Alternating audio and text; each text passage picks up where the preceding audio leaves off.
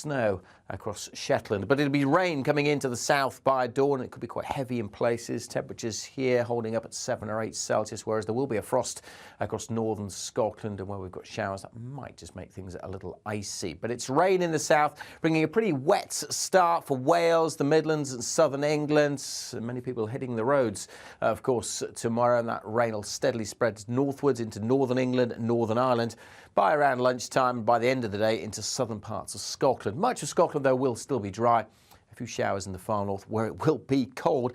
Mild in the south and turning drier and brighter, but it will be blustery, gusty winds pushing that rain band on. And as it hits the cold air, there will be some hill snow to the north of the central belt during Friday evening, and that could last into Christmas Eve too. Elsewhere, we'll see showers coming in, a blustery day on Saturday, but actually bright for much of the Midlands, southern England. Many places here will be dry on Christmas Eve. Still some wet weather over northern Scotland. Bit of snow on the hills, but it's mostly going to be rain because the milder air is pushing northwards. So temperatures are going to be on the rise as we go through the Christmas period. In the south, 12, 13 Celsius, and even further north, temperatures rising between Friday and Saturday. A mild start then to the Christmas weekend, quite blustery as well. Some rain around on Christmas Day before things turn colder through Christmas night into Boxing Day.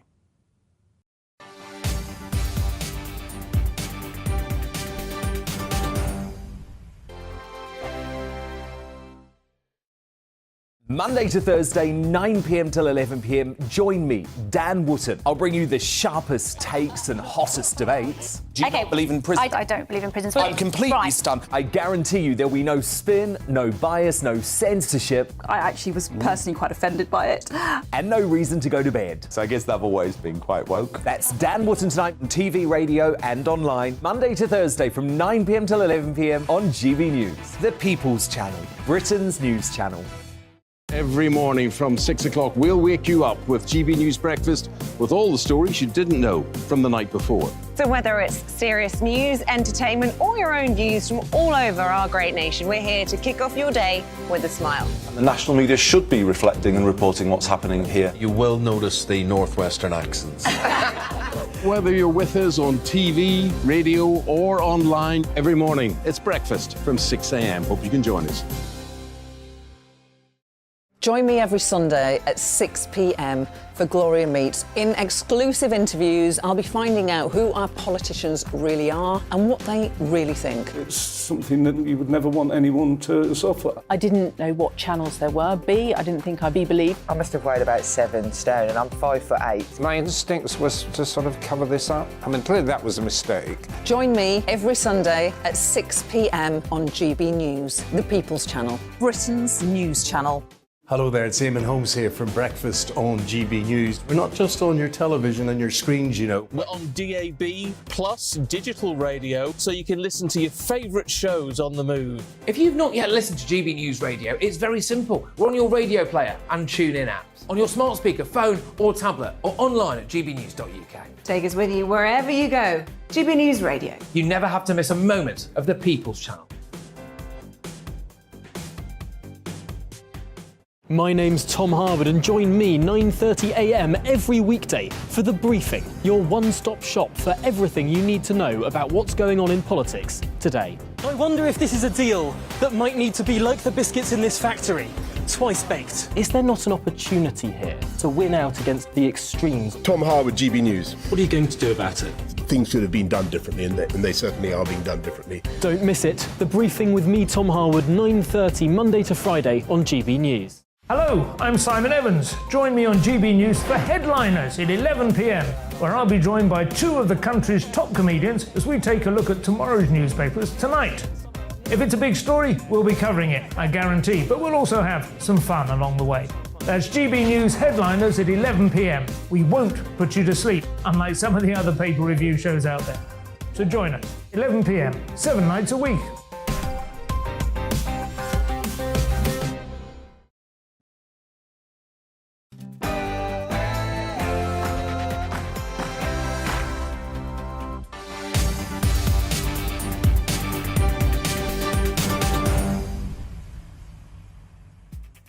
Hello, welcome aboard everybody. It's Patrick Christys right here on GB News. And coming up to kickstart your afternoon and evening, the Health Secretary Steve Barclay has ruled out negotiations on pay with striking NHS workers the day after a walkout by ambulance staff. So Steve Barclay's message as health chiefs warn the NHS is braced for a surge in demand for emergency treatment after the strikes. I'm not surprised. If you take the day off work, that's what you get. Anyway, they're stepping up their calls for the government to negotiate with unions over pay. Are we now further away than we've ever been from some sort of resolution? What does this mean? We all know it means more strikes. How do you feel about that? After delays yesterday, this afternoon, we're likely to finally see controversial gender reforms passed in Scotland. This got you all going yesterday. I'm sure it will today as we get the result later on this show. The bill is designed to make it easier for trans people to gain a gender recognition certificate, but there is a lot more to it than that. Even things like sex offenders being allowed to change their gender and sex and potentially enter women's spaces. A lot of uproar, and rightly so. We'll bring you the latest on the decision live on this show. And could the bell for final orders, last orders, be ringing at pubs earlier than you'd expect? Because the British Beer and Pub Association says more than 80% of pubs in the UK are considering reducing opening hours over the winter. Are we watching out for our national British boozers or not? Let me know your thoughts, gbviews at gbnews.uk. I want to know, if the strikes rumble on into next year, will you lose your support for striking NHS staff? gbviews at gbnews.uk. But now it's your headlines.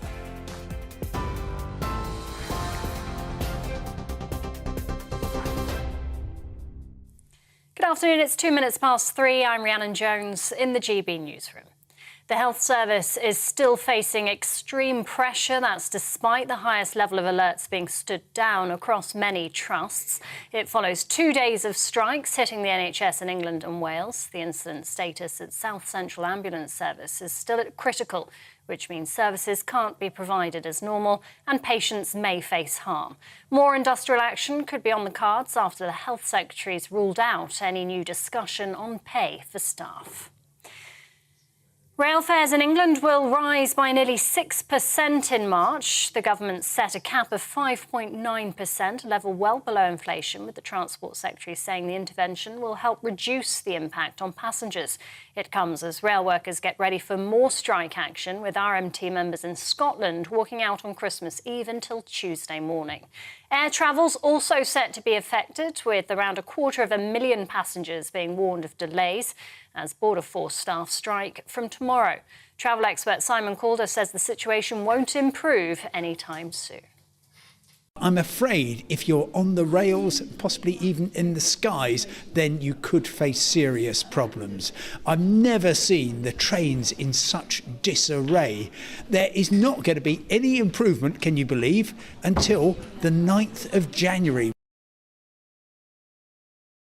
National Highways workers in London and South East England are also striking, walking out until Christmas Day. The public and commercial services unions acknowledge the action will likely inconvenience travellers, but it's blaming the government for making a below-inflation pay offer. Further actions planned for next week and in the new year unless a deal can be reached.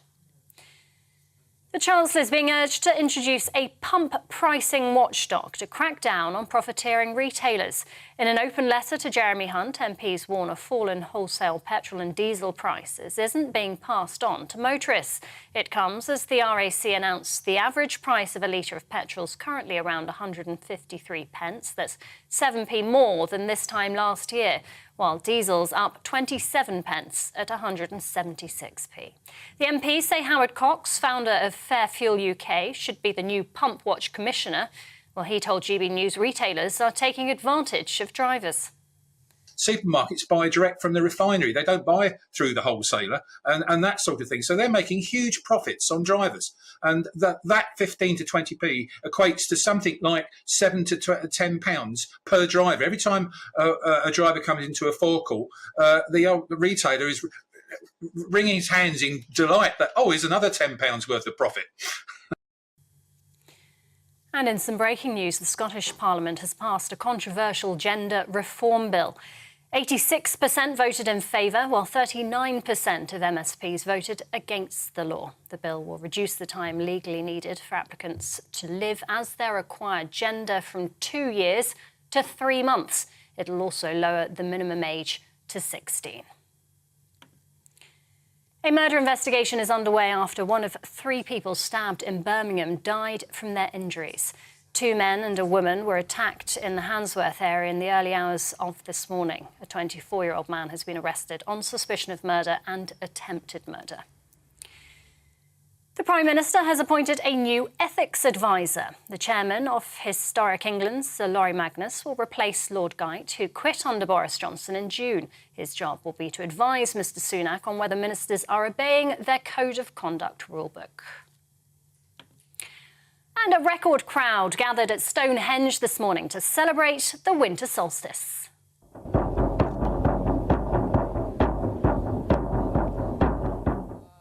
Thousands watched the sunrise at the ancient monument in Wiltshire after the shortest day of the year. The occasion's important to both Druids and pagans, who see the event as a rebirth of the sun.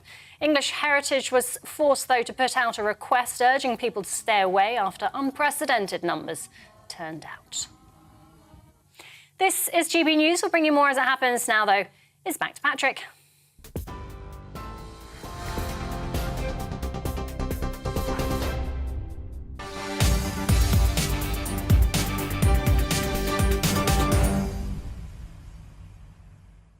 Well, it always seems to happen on this show, doesn't it, ladies and gentlemen? We're going to kick-start with a bit of breaking that just dropped in my ear a matter of moments ago, because members of the Scottish Parliament have, within the last few minutes, voted through the controversial Gender Recognition Reform Bill. If you think this only affects people in Scotland, it won't, and I'm about to tell you why. The results saw 86 MSPs vote it through, with 39 voting against it. Apparently, there were no abstentions. The bill will make it easier to acquire a gender recognition certificate to change your designated gender on documents, so birth certificates, for example, and will apply to anyone over the age of 16. There is a lot here, including things like gender tourism, trans tourism, the idea of women's safety, for example, child safety. Our political reporter, Olivia Utley, has been following this story very, very closely for us today. And I'm just going to throw it over to you. What's the very latest? It's just broken. Yeah, so as you say, there were 86 MSPs voting in favour and 39 voting against. Politically, the most interesting thing perhaps about this is that those numbers have changed since the first vote, when the second stage of the bill went through last week, where 88 voted in favour, 33 voted against, and there were 4 abstentions. So a number of MSPs have switched sides and have now voted against the legislation. That is interesting. If that's SNP MSPs, then that is bad news for Nicola Sturgeon. There were 7 SNP rebellions last time round. I haven't yet got the numbers of which parties those extra votes against the bill came from. But if they're SNP MSPs, that is bad news for Nicola Sturgeon. Yeah, it is. Now, let's just try to take this apart piece by piece. And I'm just going to start with, well, sex criminals, unfortunately, because it says here that alleged rapists, so people who are, been accused of rape, right, very, very serious crime, heinous crime, could still change their gender or sex if they've lived as a woman for 3 years in Scotland, and therefore the fear is that they would be able to access women's spaces. There would be nothing stopping them from doing that, and Nicola Sturgeon just waved that through. Yeah, so critics of the legislation suggest that there could be men, and they make very clear they mean criminal men and not actually transgender people, but men who want to pose as women in order to access women's spaces could exploit a loophole in the legislation, essentially, meaning that they can just gain a gender recognition certificate. Now, there was an amendment, actually, which was tabled by an SNP MSP who was herself raped as a teenager, Michelle Thompson. She put forward an amendment a few days ago which would exclude those who are waiting to stand trial for rape and sexual offences from obtaining this gender recognition certificate. But that amendment, it was tied, 61 in favour, 61 against. The presiding officer got the deciding vote and decided to reject that amendment. So sexual offenders could, in theory, be able to obtain that gender recognition certificate. Yes, and the idea as well of trans tourism. So I know we spoke a lot about this yesterday, but we didn't actually raise this issue. I only kind of really discovered it later on, which is that, let's say somebody north of the border, so someone in England or Wales and Northern Ireland, presumably as well, could then go to Scotland, live as a woman for 3 months-ish, and then change in Scotland their records, so their birth certificates, move back down south and that would still apply? I understand that Kemi Badenoch might be trying to block that. Yes, so that would pose a whole host of legal issues, essentially, because you could have someone, transgender woman in a biological man's body, going to Scotland, getting their gender recognition certificate, having lived in their acquired gender for the required 3 months, coming down to England, being tried, for example, for a sexual offence crime. And in England, they would still count as a man because we wouldn't recognise their gender recognition certificate. But in Scotland, they would count as women. So would that person go to a women's prison or a men's prison? And there is a question over whether, if they were sent to a men's prison, because in England they are legally a man, would England therefore be breaking its own equality laws? Oh, great. So it raises a whole host of legal independence issues. is looking a lot more palatable by the second here, to be honest with you, which is a shame to say. But the other aspect for this, for me, is, of course, children. In fact, later on in the show, we'll be speaking to a man, very much now a man, who did transition into womanhood, who regrets it and wishes, or is trying, as I understand it anyway, to transition back again. We'll get into the finer points of that later on. It is a bit of a minefield to try to articulate, but we'll be talking about all of that. I am worried that we're going to end up with a whole host of these people, hundreds, if not thousands of people who are children at the time, who make a life-changing decision. I mean, they can't even buy paracetamol at that age, but they can change their genitalia. Yeah, so critics of the bill have pointed out that there's been a very big spike in the last few years in the number of girls who are seeking to go down this path of hormone blockers and changing their gender. It's gone up by sort of over 100% in the last 10 years. Sorry, I don't have the figures right in front of me. Right. But there's a question mark over why that's happening and whether there is sort of social pressure on girls, if there are other issues at play other than just a spike in the number of transgender girls, and if there are people going on this path when they're very young. And actually, although the legislation only kicks in at 16, it was clarified yesterday that if someone lives in their acquired gender for 6 months when they're 15, then they'd be able to get their gender recognition certificate on their 16th birthday. So you've got quite young children who this would apply to. Yeah. Just very quickly and finally, why has there been such a big rush by Nicola Sturgeon to get this through? Because, I'm sorry, but I had a look at some of the figures last night, and whilst it's difficult to get the exact proportion of the UK population that is trans, if you look at places like Brazil, it's about 0.1%. Apparently in America, there's only 1.6 million people out of a country of 330+ million who identify as trans. So the percentages are small. Why is there such a big push to get this through? Is it just they've been captured by wokedom? Well, it's quite interesting. So, yes, we had Holyrood sitting until 1:17 this morning, till 2 a.m. yesterday.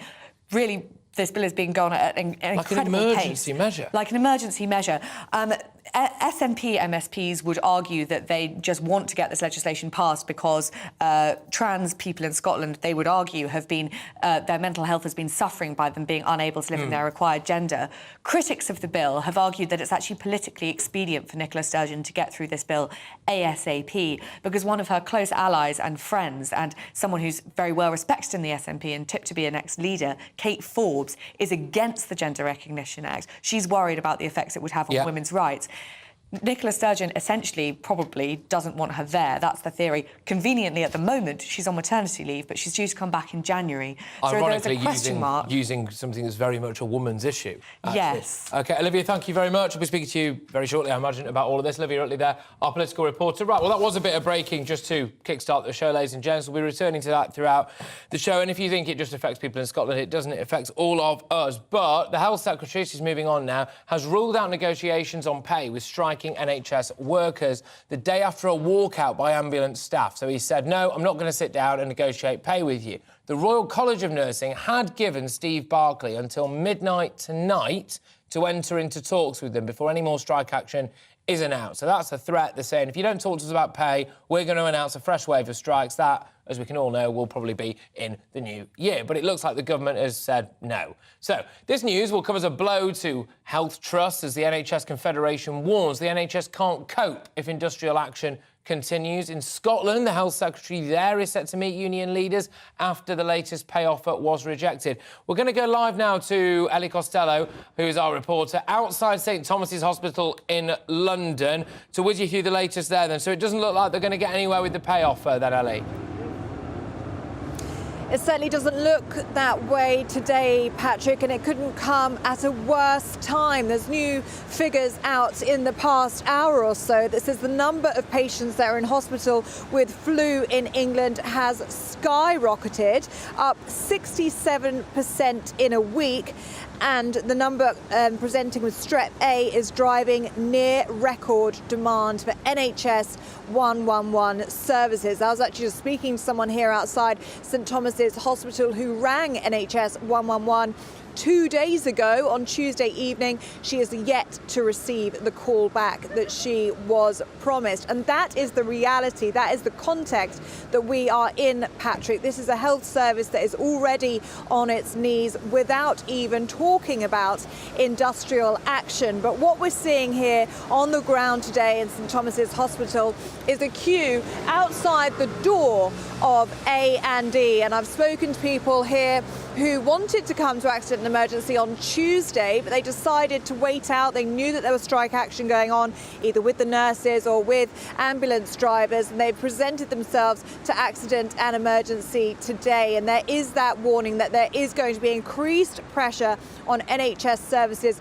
across the country as people have avoided hospitals and dialing up for an ambulance in the past 48 hours as strike action has been going on. And this looks as though this ultimatum that was given by the Royal College of Nursing for a new pay offer, or at least some new talks to be on the table by midnight tonight, well, it looks as though that's been ignored by the government. We've had tweets from Steve Barclay, the Health Secretary, in the last couple of hours, who says he's grateful for the work that ambulance workers and other NHS staff does. He says his door's open at all times to talk about working conditions, but on the subject of pay, he says it's all down to the independent work body who suggests that nurses are due about 4 or 5% pay rise. Nurses want 5% above the rate of inflation. That's around 19%, although they have said they could be willing to compromise. So there is that wide gulf between what the government is willing to pay and what the nurses are willing to accept. And it looks as though, Patrick,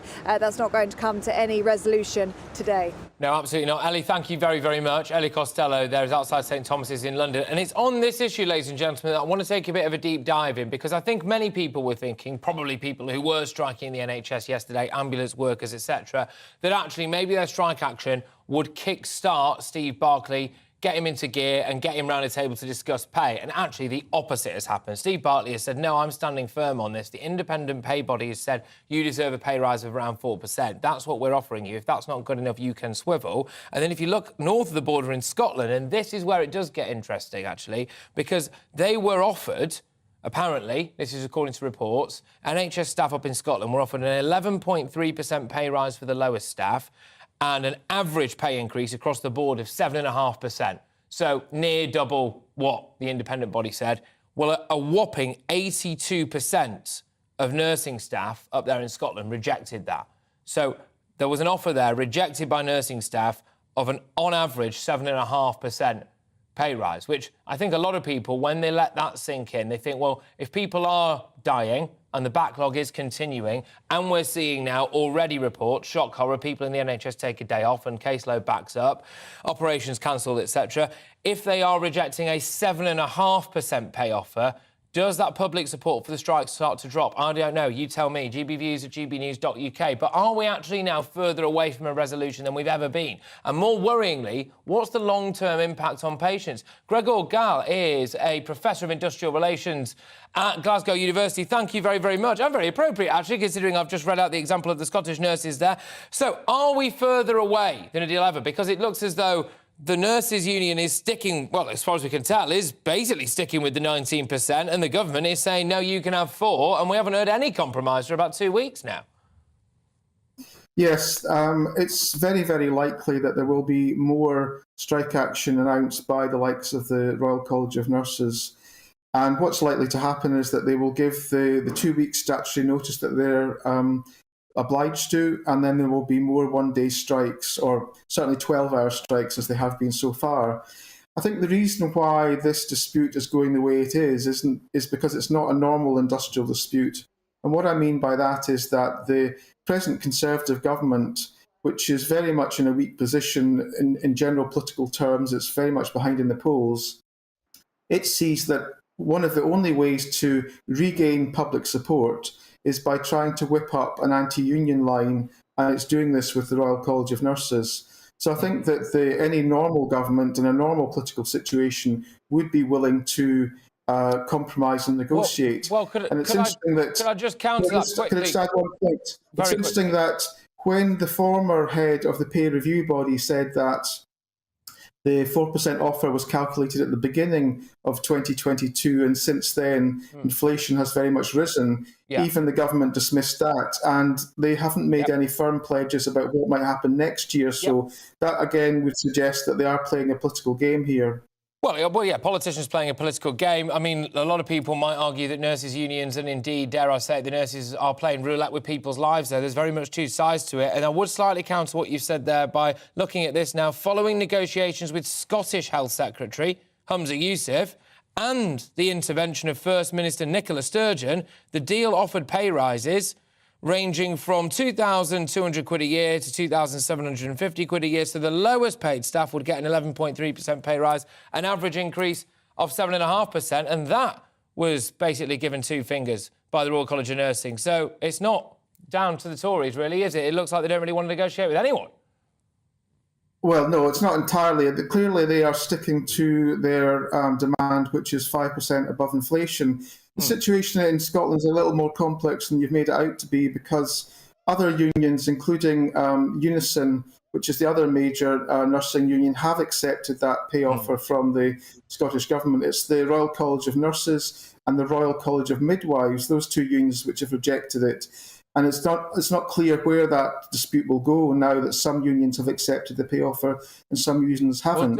And is this actually maybe one of the reasons why Steve Barclay's saying I'm not budging? Because he knows, presumably, that if he offers, or the government offers, Unite and Unison members down here, I'm just having a look to see whether GMB had anything to do with it. It voted to reject it last week. There you go. So Unite and Unison, if he offers those offers to them and their members, presumably they will take it, which leaves the Royal College of Nursing and presumably GMB as well quite isolated. And as they start to see their pay drop off because they're all on strike, then eventually they might swallow something they don't want to.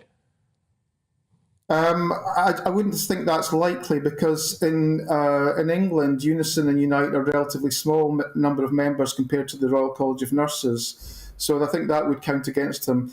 But what's probably just as important is that when polls have been done recently, those workers in the NHS, when people have been asked about whether they should have the right to strike, whether their strikes are supported, there's well in excess of 60% of the public are saying, yes, we support them, which is much higher than for communication workers, the Royal Mail, or railway workers.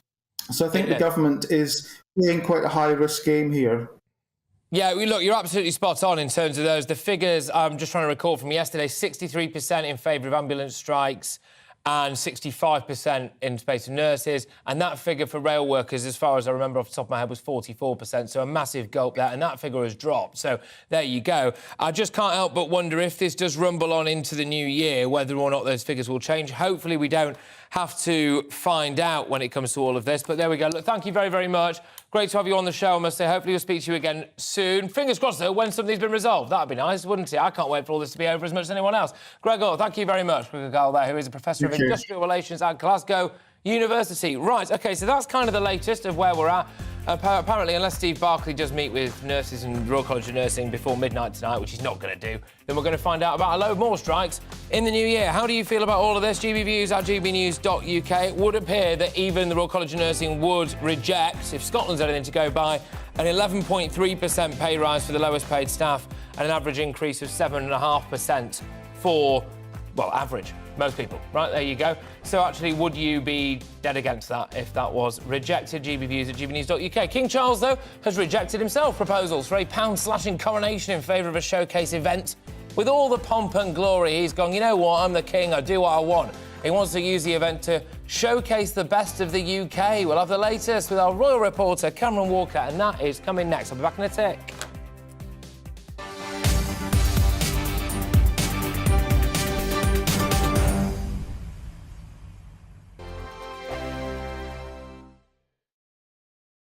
Monday to Thursday, 9 p.m. till 11 p.m. Join me, Dan Wootton. I'll bring you the sharpest takes and hottest debates. Do you not believe in prisons? I don't believe in prisons. I'm completely stunned. I guarantee you there'll be no spin, no bias, no censorship. I actually was personally quite offended by it. And no reason to go to bed. So I guess they've always been quite woke. That's Dan Wootton tonight on TV, radio and online. Monday to Thursday from 9 p.m. till 11 p.m. on GB News. The People's Channel, Britain's news channel. Every morning from 6 o'clock, we'll wake you up with GB News Breakfast with all the stories you didn't know from the night before. So whether it's serious news, entertainment, or your own views from all over our great nation, we're here to kick off your day with a smile. The national media should be reflecting and reporting what's happening here. You will notice the northwestern accents. Whether you're with us on TV, radio, or online, every morning, it's breakfast from 6 a.m. Hope you can join us. Join me every Sunday at 6 p.m. for Gloria Meets. In exclusive interviews, I'll be finding out who our politicians really are and what they really think. It's something that you would never want anyone to suffer. I didn't know what channels there were. B, I didn't think I'd be believed. I must have weighed about 7 stone and I'm 5'8". My instincts was to sort of cover this up. I mean, clearly that was a mistake. Join me every Sunday at 6 p.m. on GB News, the People's Channel, Britain's news channel. Hello there, it's Eamon Holmes here from Breakfast on GB News. We're not just on your television and your screens, you know. We're on DAB plus digital radio, so you can listen to your favourite shows on the move. If you've not yet listened to GB News Radio, it's very simple. We're on your radio player and TuneIn apps, on your smart speaker, phone or tablet, or online at gbnews.uk. Take us with you wherever you go. GB News Radio. You never have to miss a moment of the People's Channel. My name's Tom Harwood and join me 9:30 a.m. every weekday for The Briefing, your one-stop shop for everything you need to know about what's going on in politics today. I wonder if this is a deal that might need to be like the biscuits in this factory, twice baked. Is there not an opportunity here to win out against the extremes? Tom Harwood, GB News. What are you going to do about it? Things should have been done differently, and they certainly are being done differently. Don't miss it. The Briefing with me, Tom Harwood, 9:30 Monday to Friday on GB News. Hello, I'm Simon Evans. Join me on GB News for Headliners at 11 p.m, where I'll be joined by two of the country's top comedians as we take a look at tomorrow's newspapers tonight. If it's a big story, we'll be covering it, I guarantee, but we'll also have some fun along the way. That's GB News Headliners at 11 p.m. We won't put you to sleep, unlike some of the other paper review shows out there. So join us, 11 p.m, 7 nights a week.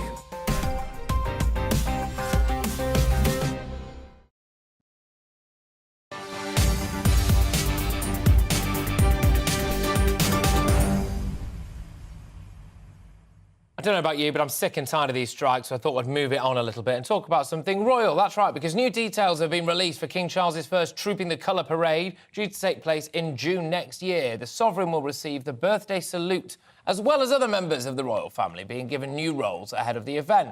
The Queen Consort will be stepping into Prince Andrew's prior post, probably for the best, as Colonel of the Grenadier Guards, and Prince William taking the baton from the King as Colonel of the Welsh Guard. The news comes as reports emerge. The King has also, I love this by the way, has rejected the idea for a cut-price coronation. No, it's not a little coronation, it's going to be full-blown Waitrose coronation, as wishes to use the event to showcase the best of the UK. Rightly so, he's waited years for this moment. Anyway, with me now is GB News' royal reporter Cameron Walker, who I'm reliably informed always shops at Waitrose.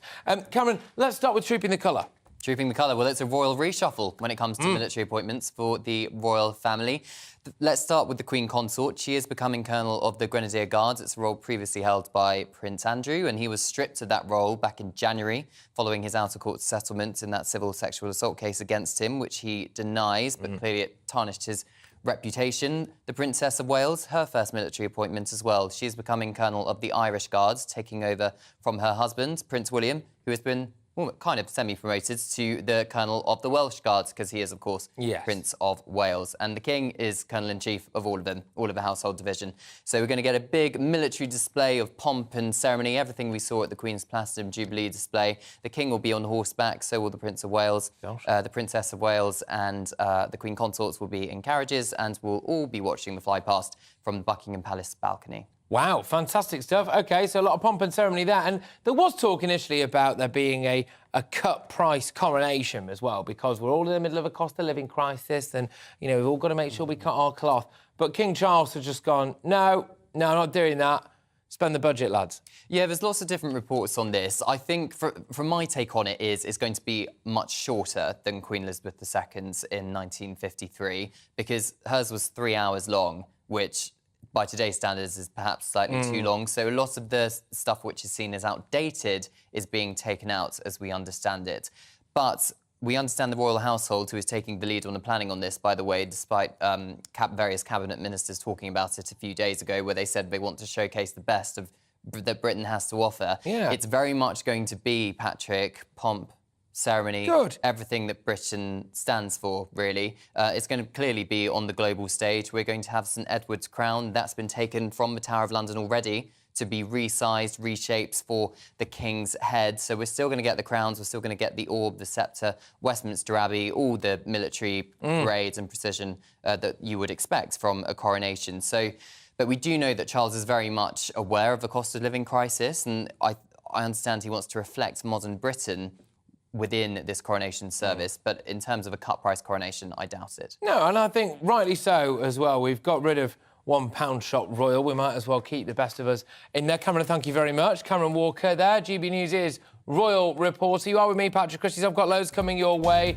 Is our society scared of a bit of hard graft? That's what I want to know. This Christmas, our nation is gripped by strike after strike after strike, almost always in disputes over jobs, conditions, pay. But with inflation running at such a high level, I want to ask if we should just accept things are going to be a bit tough, cut our cloth a little bit, unless you're King Charles, of course, he can crack on, and just get on with our jobs, OK? And I've had loads of emails coming in on this, gbviews at gbnews.uk, including from Jackie, who's a low-paid NHS worker. She says, I'm not striking or going to food banks, I am budgeting, something the NHS is incapable of doing. That's Jackie's views. Keep your views coming in. gbviews at gbnews.uk. I'm going to be debating whether or not we work hard enough as a nation. But first, let's see latest headlines.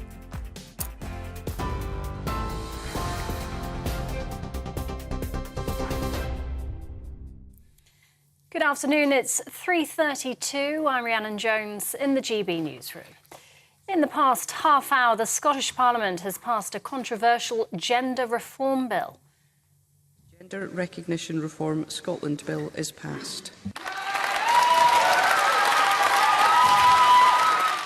86 MSPs voted in favour of the law, while 39 voted against. The bill will remove the need for a medical diagnosis of gender dysphoria in order to receive a recognition certificate. It'll also lower the minimum age to 16, and applicants will now only need to have lived in their acquired gender for 3 months rather than 2 years. The health service is still facing extreme pressure despite the highest level of alerts being stood down across many trusts. It follows 2 days of strikes hitting the NHS in England and Wales. The incident status at South Central Ambulance Service is still at critical, which means services can't be provided as normal and patients may face harm. More industrial action could be on the cards after the Health Secretary ruled out any new discussion on pay for staff. And rail fares in England will rise by nearly 6% in March. The government set a cap of 5.9%, a level well below inflation, with the Transport Secretary saying the intervention will help reduce the impact on passengers. It comes as rail workers get ready for more strike action, with RMT members in Scotland walking out on Christmas Eve until Tuesday morning. Air travel's also set to be affected, with around 250,000 passengers being warned of delays as Border Force staff strike from tomorrow. TV, online and DAB Plus radio, this is GB News.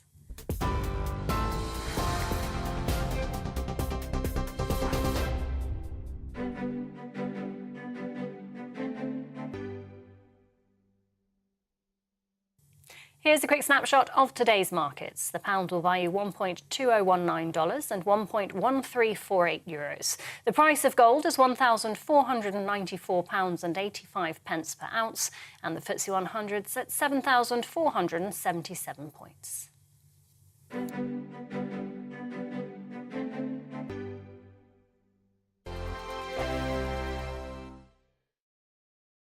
We are GB News, and we'd like to say thank you to each and every one of you for bringing us your conversations, for helping our great nation find its voice. We are here for you on radio, television, and online, across England, Scotland, Wales, and Northern Ireland. It's not the BBC, you actually get your facts right. We are proud to be GB News, the People's Channel, Britain's news channel. Hi there, it's Stephen and Anne. At breakfast from 6 a.m, you'll always be caught up with everything you need to know, the latest headlines, opinions and debates. We'll bring you the good news and the bad, but most of all, we're here for you. Remember, send in your views and let us know what you would like us to talk about. That's because we're your news channel. And every morning at 6 a.m, it's breakfast on GB News. Monday to Thursday on GB News, it's Bev Turner Today from 10 a.m. We're going to be here for you, our GB News family, to keep you up to date, but also make you smile. There's a guy who went from puberty to adultery. And I can't wait to bring a few of my own opinions. I have no time for cultural totalitarianism. We'll engage in passionate, but always polite debate, with your thoughts and opinions at the centre of it all. Only on GB News, the People's Channel, Britain's news channel. Join me, Nana Akue, Saturday and Sunday afternoons on GB News. Expect fiery debate and passionate discussion as me and my panel tackle some of the biggest topics hitting the headlines. It's a place for everyone's opinion. No one gets cancelled, but no one gets an easy ride. Oh, she's on it today! Be ready for conversations that are fierce, frank, and of course, fun. Every Saturday and Sunday afternoon from 4 p.m. on GB News, the People's Channel. Join my show Farage, 7 p.m. till 8 p.m. Monday through Thursday. And there you will get opinion, analysis, debate, and I'll cover stories that nobody else dares to touch. You've been cancelled. Join the club. Oh, my goodness me. And then for the last 15 minutes, talking pints. Over a drink, we have a civilised conversation with someone. We very often disagree, but we do it in a grown-up way. Come and join me on Farage. We are GB News, the People's Channel. And right across the United Kingdom. You can find us on Sky Channel 512. Virgin Media Channel 604. Freesat Channel 216. Freeview Channel 236. And YouView Channel 236. You can also take us with you on DAB Plus Radio. With the GB News app and at the website gbnews.uk. We're absolutely everywhere. Come join us on GB News, the People's Channel, Britain's news channel.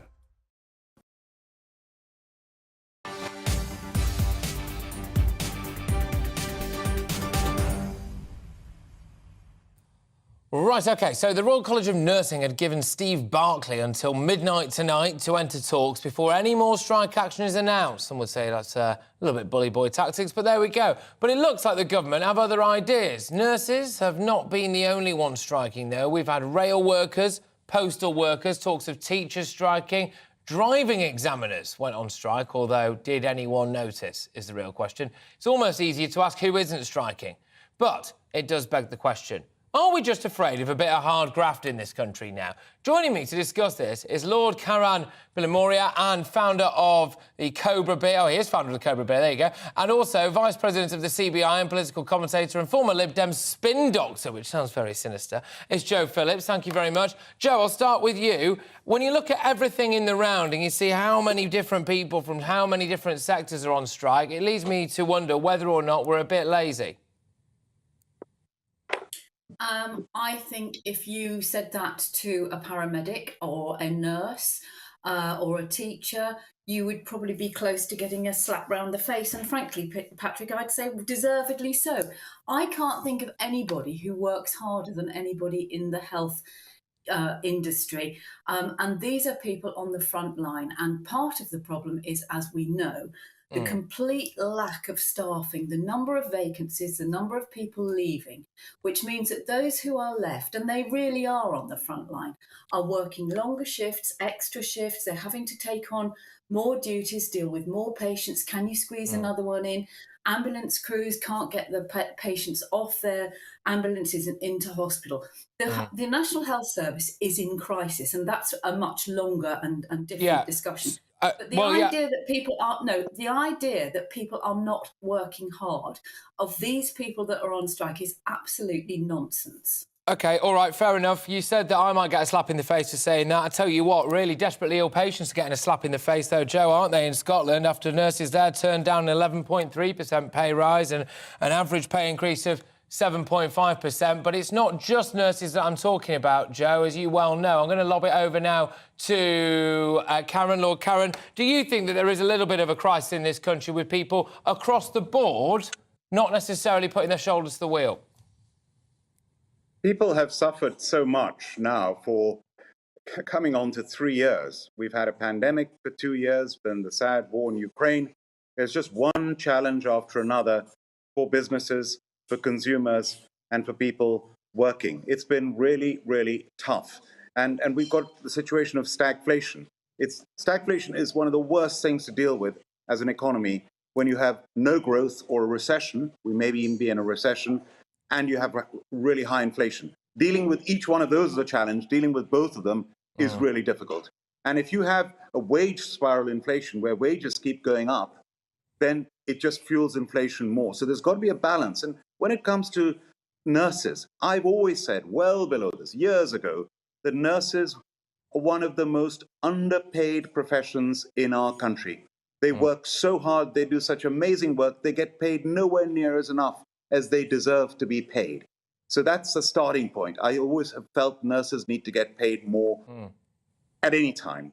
Now, whether you go for inflation increasing pay rises, this is the question, isn't it? This is the exact question. I think they should be paid more, but where we are at the minute is that people are going on strike and demanding, like a toddler, things that are way out of anyone's reach, and that is an issue, Joe.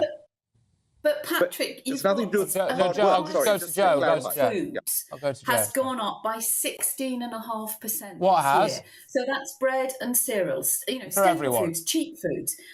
We know that we announced today that rail fares are going up to nearly Which is remarkable, actually, isn't it? When you think about the service and how fewer people are using it than before, and the fact that they still want a pay rise, including train drivers who are already on about an average of 60-odd grand a year. It's remarkable that the price is going up just to get on a train, isn't it, Joe?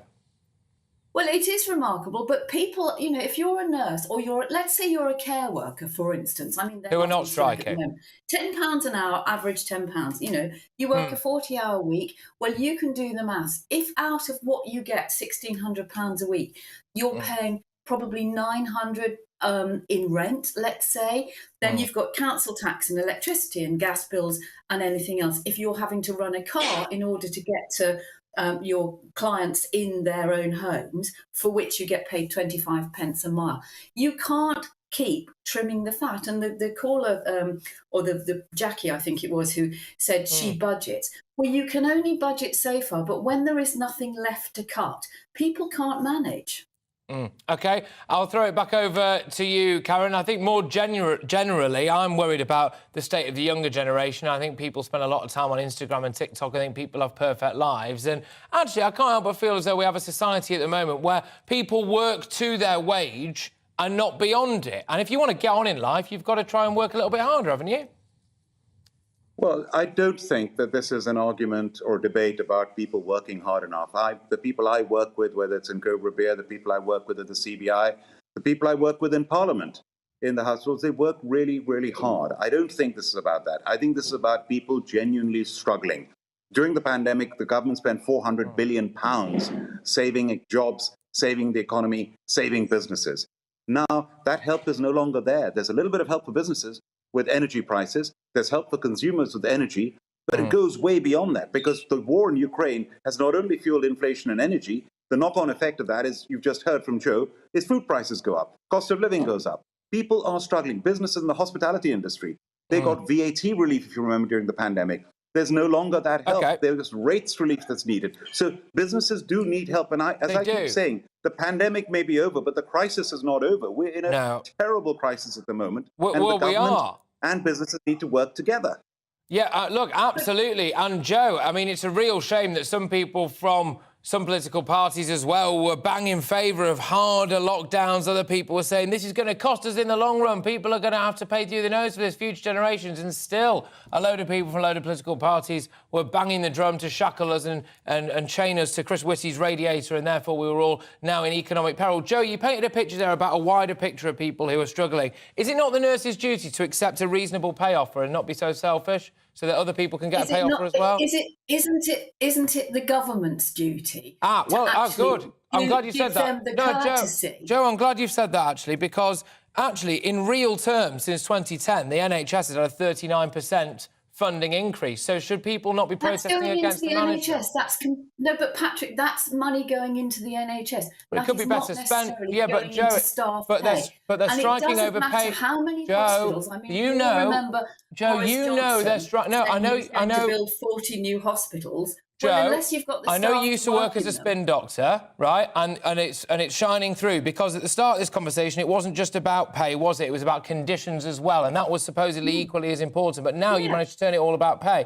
The money that was pumped into the NHS, the 39% real terms pay increase since 2010, could be used to help improve conditions and therefore help retention as well, couldn't it? And that's not the government's fault, Joe. Absolutely. No, and absolutely. And part of the problem, as I said, is that the NHS is in crisis. And actually, the Shadow Health Secretary, Wes Streeting, said a couple of weeks ago, we need to have a proper conversation.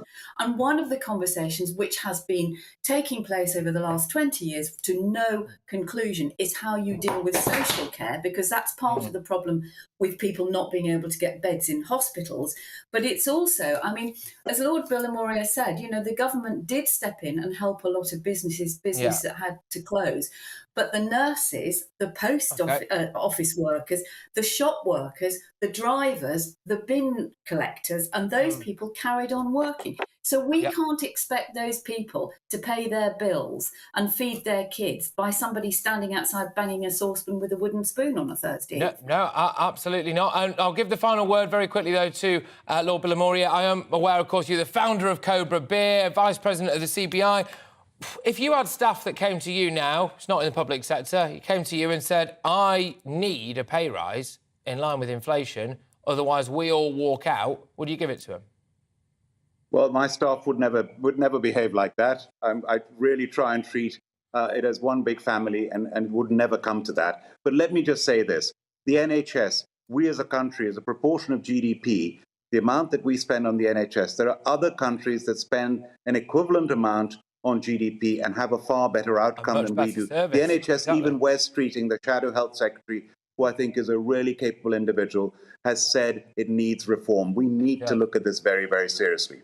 Absolutely. Both of you, thank you very much. I enjoyed that. That's Lord Billimoria, they're the founder of Cobra Beer, also vice president of the CBI, and political commentator and former Lib Dem spin doctor Joe Phillips. Right, get your views coming in, ladies and gents. GBViews at gbnews.uk. A few people might need to go to the pub after that debate, to be fair, but the British Beer and Pub Association says that over 80% of pubs in the UK are looking to ring the bell for last orders earlier than usual every single night as they face a cost of living crisis head on. The survey also suggests that 85% are thinking of closing altogether for 1 or 2 days a week. Energy bills are one of the biggest concerns, with bills rising from £2,000 to £8,000 per month. But there's also still problems recruiting staff, apparently. Andy Jones is the owner of Jones and Sons, and Andy's here to tell me. Thank you very much, Andy. Great to have you on the show. So what's going on then? So you're having to ring the bell for last orders earlier than expected. It's supposed to be the busiest time of year, isn't it?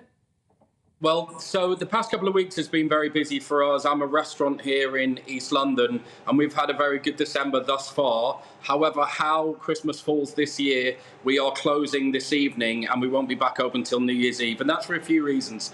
We're very busy during December, so everybody needs a bit of a break over Christmas. But there's just not the amount of people coming in, aside from the big Christmas parties that we've had over the past few weeks, there's not the amount of people walking in off the street, coming in for a bite to eat, that used to happen. Now, there's a few reasons for that. Deliveroo, Uber Eats, I could go on, but simply this cost of living crisis is just absolutely pinching every single sector in the hospitality industry. Are you going to have to try and diversify a little bit? I mean, easier said than done, of course. I don't know. I know with a lot of people working from home now and energy bills going up, maybe they could work from pub. I don't know. Well, it's not about diversifying. I've got a few different businesses around the hospitality industry that they feed into each other, so I've been okay. But if you are just purely a restaurant, if you are just purely a pub, you are going to find this Christmas period, and January is going to be a bloodbath. Let me tell you, with VAT due in January, February, with rent increases, with rate increases, there is going to be a bloodbath in this sector of people closing down. The people that are rubbing their hands together are the chain restaurants, who probably registered in other countries, not paying as much tax as we do as a percentage. It's a disaster. We can't find the staff. Supplies are going up, prices are going up, and people don't want to pay it anymore. No, and I agree with you completely on that, and I find it absolutely disgraceful. We're going to end up with, like, clone towns and clone cities where every single town's got the same shop or the same restaurant. And it's a disgrace. People come. I've been open for nearly 10 years, and I suppose I don't want to say, I'm one of the lucky ones, because I've worked for a quarter of my life. I've worked tirelessly to create the business that I've created. It's been really, really tough. But if you're going into it now, if you're trying to get investment, or if you've saved some money yourself and you just want to open a little independent pub, a little independent restaurant, forget about it. When people come to me and say, hey, I'd love to open my own restaurant, I go, don't do it. Because my dad used to say to me, bizarrely, he said, how do you become a millionaire restaurant owner? You start as a billionaire restaurant owner. There's one winner. That's the government and the suppliers, because you're an absolute, you are indebted to them all the time. I'm always owing the government money. I'm always owing suppliers money. I'm always owing staff money. It's getting harder and harder, and people are just going to give up. All right, now, look, obviously you are on national telly at the minute, and no doubt they'll clip this and put it out on social media and all of that. How can people go and get a pint where you are, or your different restaurants or bars or whatever you've got going on at Jones & Sons? Just do a cheeky little plug time. Go on. Do you know what I'd say? Book a table. Don't walk in, book a table, because in our industry now, we don't want to be having fridges full of food waiting till people walk through the door. Let us know you're coming so we can staff correctly, give you the service that I want to give you by having the correct amount of staff on and having the right sort of food in the fridge. We don't want to be wasting food. We don't want to be throwing things away. It's an absolute waste of money. This is a tough, tough industry. So please, book a table and go out to eat. Deliveroo is simple, Uber Eats is simple. Go and enjoy the experience that someone has planned for you. Good stuff. Look, thank you very much. And it's nice to see a man so passionate about what he does, and good luck to you, OK? Really, really all the best. Thank you so much. Jones is the owner of Jones & Sons. Right, back to that breaking news this hour now, as around half an hour ago, members of the Scottish Parliament have voted through the controversial Gender Recognition Reform Bill. The results saw 86 MSPs voted through, 39 voted against it. Lots of you have been getting in touch with your thoughts. This show's all about you. Let's go to that inbox now. GBViews at gbnews.uk. Glenys, fantastic name. Glenys says it's absolutely scandalous that this has been pushed through. It should be a decision for the whole United Kingdom. We need to safeguard youngsters who don't know their own mind at a young age. Try an online petition to see what people in the real world want for their children. But you know what? Why they would never do that? They'd never do it because they'd lose overwhelmingly. And I can't help but feel as though, seriously, right now, Nicola Sturgeon is trying to rush this through. Supposedly because her mate, Kate Forbes, who's off on maternity leave, would not have taken part. She wouldn't have to resign over this, which would have been a bit of an embarrassment for the SNP. She's potentially tipped as a future leader. But also, so all of this stuff is out of the way before the next general election, whenever that is, so that Nicola Sturgeon can make it all about, well, if you vote SNP, you're voting for Scottish independence. Well, yeah, because now you're not going to be voting, are you, for the old trans stuff, because that's already been waved through, Nicola. Anyway, Caroline says, well, that's the end of tourism in Scotland, as no English and Welsh biological women will feel safe on holiday.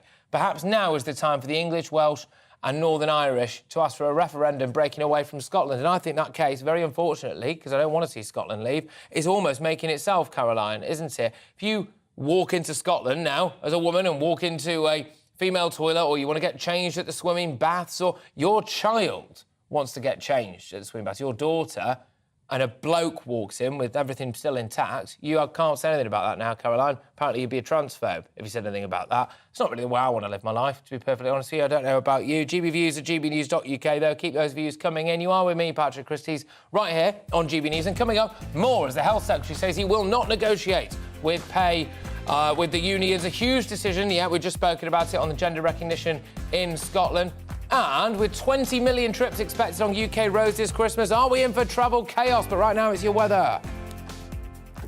Alex Deakin here with your latest weather update from the Met Office. A wet and windy spell of weather will spread steadily northwards tomorrow. Most of the day will be dry in Scotland, mild in the south, and that milder air is pushing north through the Christmas weekend. More on that in a moment. These weather fronts trickling in, making for a murky old day today across the south, and it'll stay misty and murky with some fog across the south overnight. Further north, we've got a few showers here and there, but much of Scotland, Northern Ireland dry. Northerly winds turning the showers to sleet and snow across Shetland, but it'll be rain coming into the south by dawn. It could be quite heavy in places. Temperatures here holding up at 7 or 8 Celsius, whereas there will be a frost across northern Scotland, and where we've got showers that might just make things a little icy. But it's rain in the south, bringing a pretty wet start for Wales, the Midlands and southern England. Many people hitting the roads, of course, tomorrow, and that rain will steadily spread northwards into northern England and Northern Ireland by around lunchtime, and by the end of the day into southern parts of Scotland. Much of Scotland, though, will still be dry. A few showers in the far north where it will be cold. Mild in the south and turning drier and brighter, but it will be blustery, gusty winds pushing that rain band on. And as it hits the cold air, there will be some hill snow to the north of the central belt during Friday evening, and that could last into Christmas Eve too. Elsewhere, we'll see showers coming in, a blustery day on Saturday, but actually bright for much of the Midlands, southern England. Many places here will be dry on Christmas Eve. Still some wet weather over northern Scotland, bit of snow on the hills, but it's mostly going to be rain because the milder air is pushing northward. So temperatures are going to be on the rise as we go through the Christmas period. In the south, 12, 13 Celsius, and even further north, temperatures rising between Friday and Saturday. A mild start then to the Christmas weekend, quite blustery as well. Some rain around on Christmas Day before things turn colder through Christmas night into Boxing Day.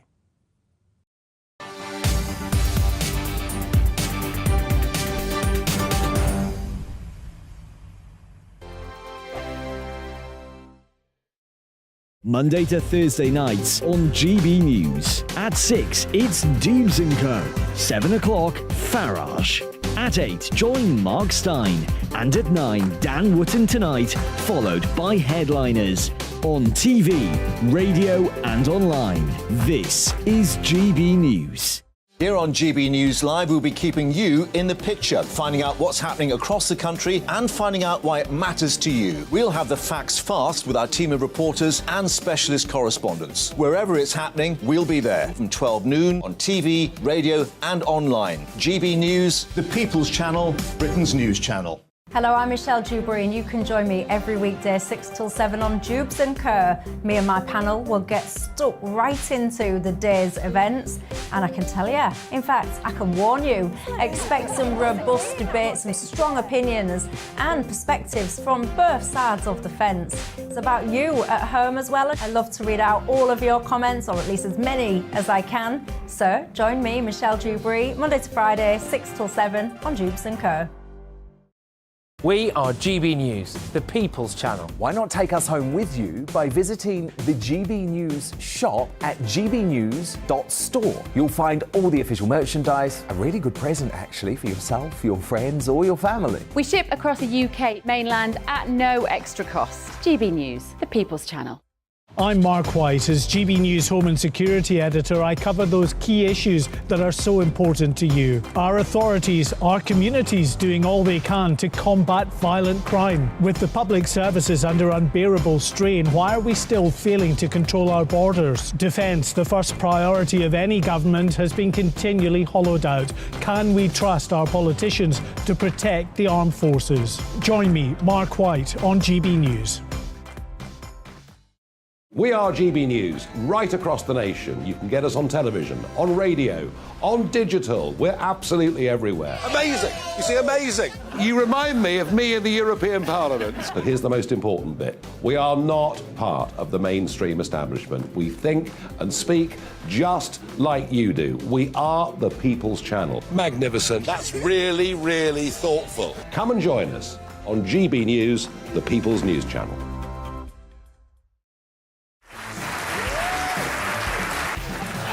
My name is Andrew Doyle, Join me every Sunday evening at 7 p.m. for Free Speech Nation. This is a show where we address current affairs and news stories of the week with the help of two wonderful comedian panellists. I brought in comics because I want to give it a lighter edge, and also they work for less. See you there.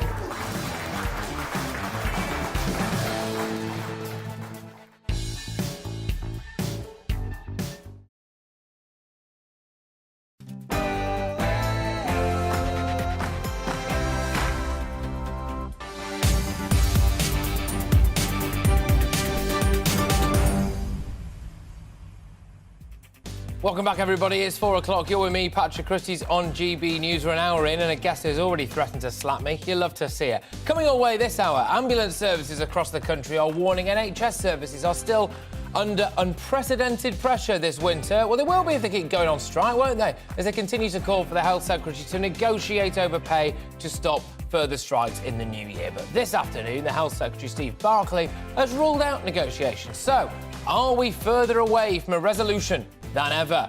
We will cross north of the border as controversial gender received the green light. This is a new gender law anyway, we'll run you through it all. That was just over an hour ago. We'll bring you the very latest on that. And drivers have been warned that Christmas traffic will be back at pre-pandemic levels, just normal levels anyway, with people taking to the roads to avoid planned rail strikes. 20 million trips are expected over the festive period. Edmund King from the AA will share his thoughts.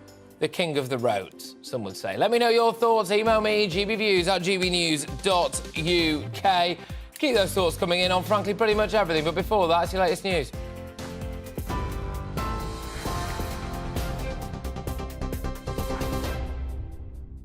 Patrick, thank you. Good afternoon. It's 1 minute past 4. I'm Bethany Elsey in the GB newsroom.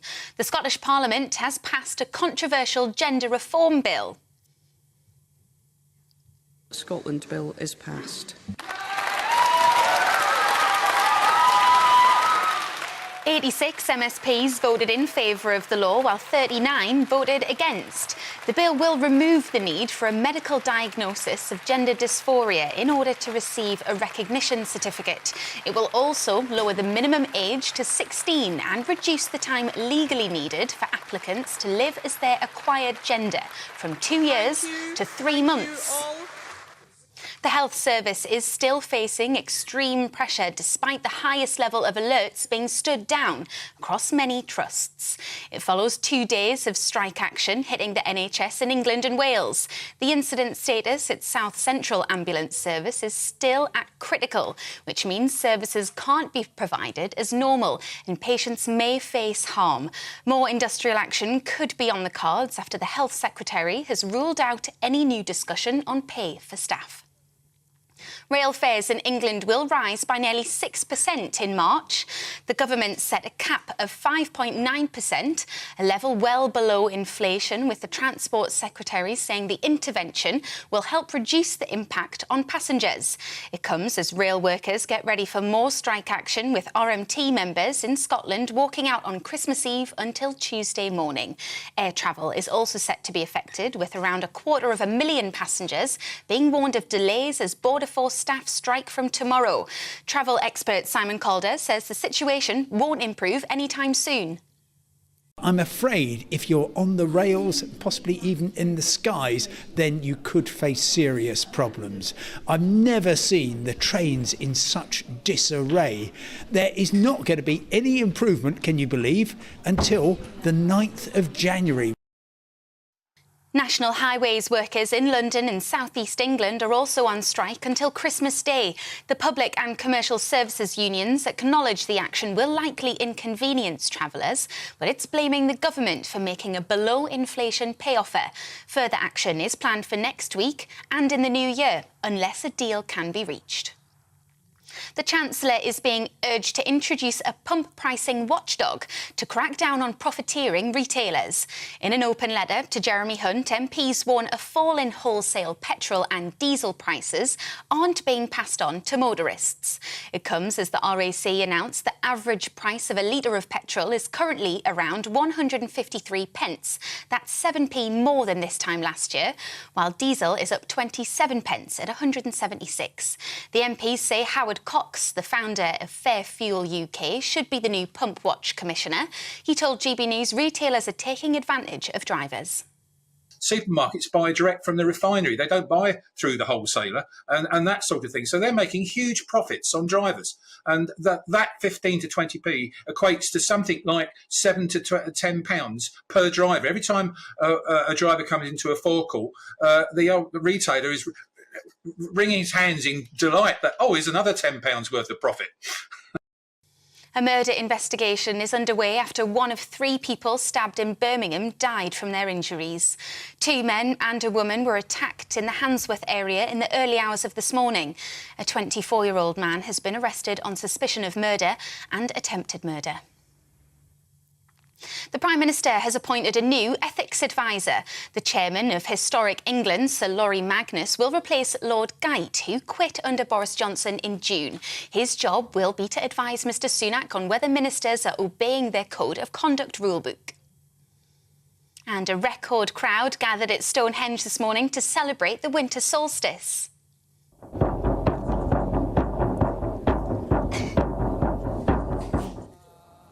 Thousands watched the sunrise at the ancient monument in Wiltshire after the shortest day of the year. The occasion is important to both Druids and pagans, who see the event as a rebirth of the sun. English Heritage was forced to put out a request urging people to stay away after unprecedented numbers turned out. You're up to date on GB News. We'll bring you more news as it happens. Now let's get back to Patrick.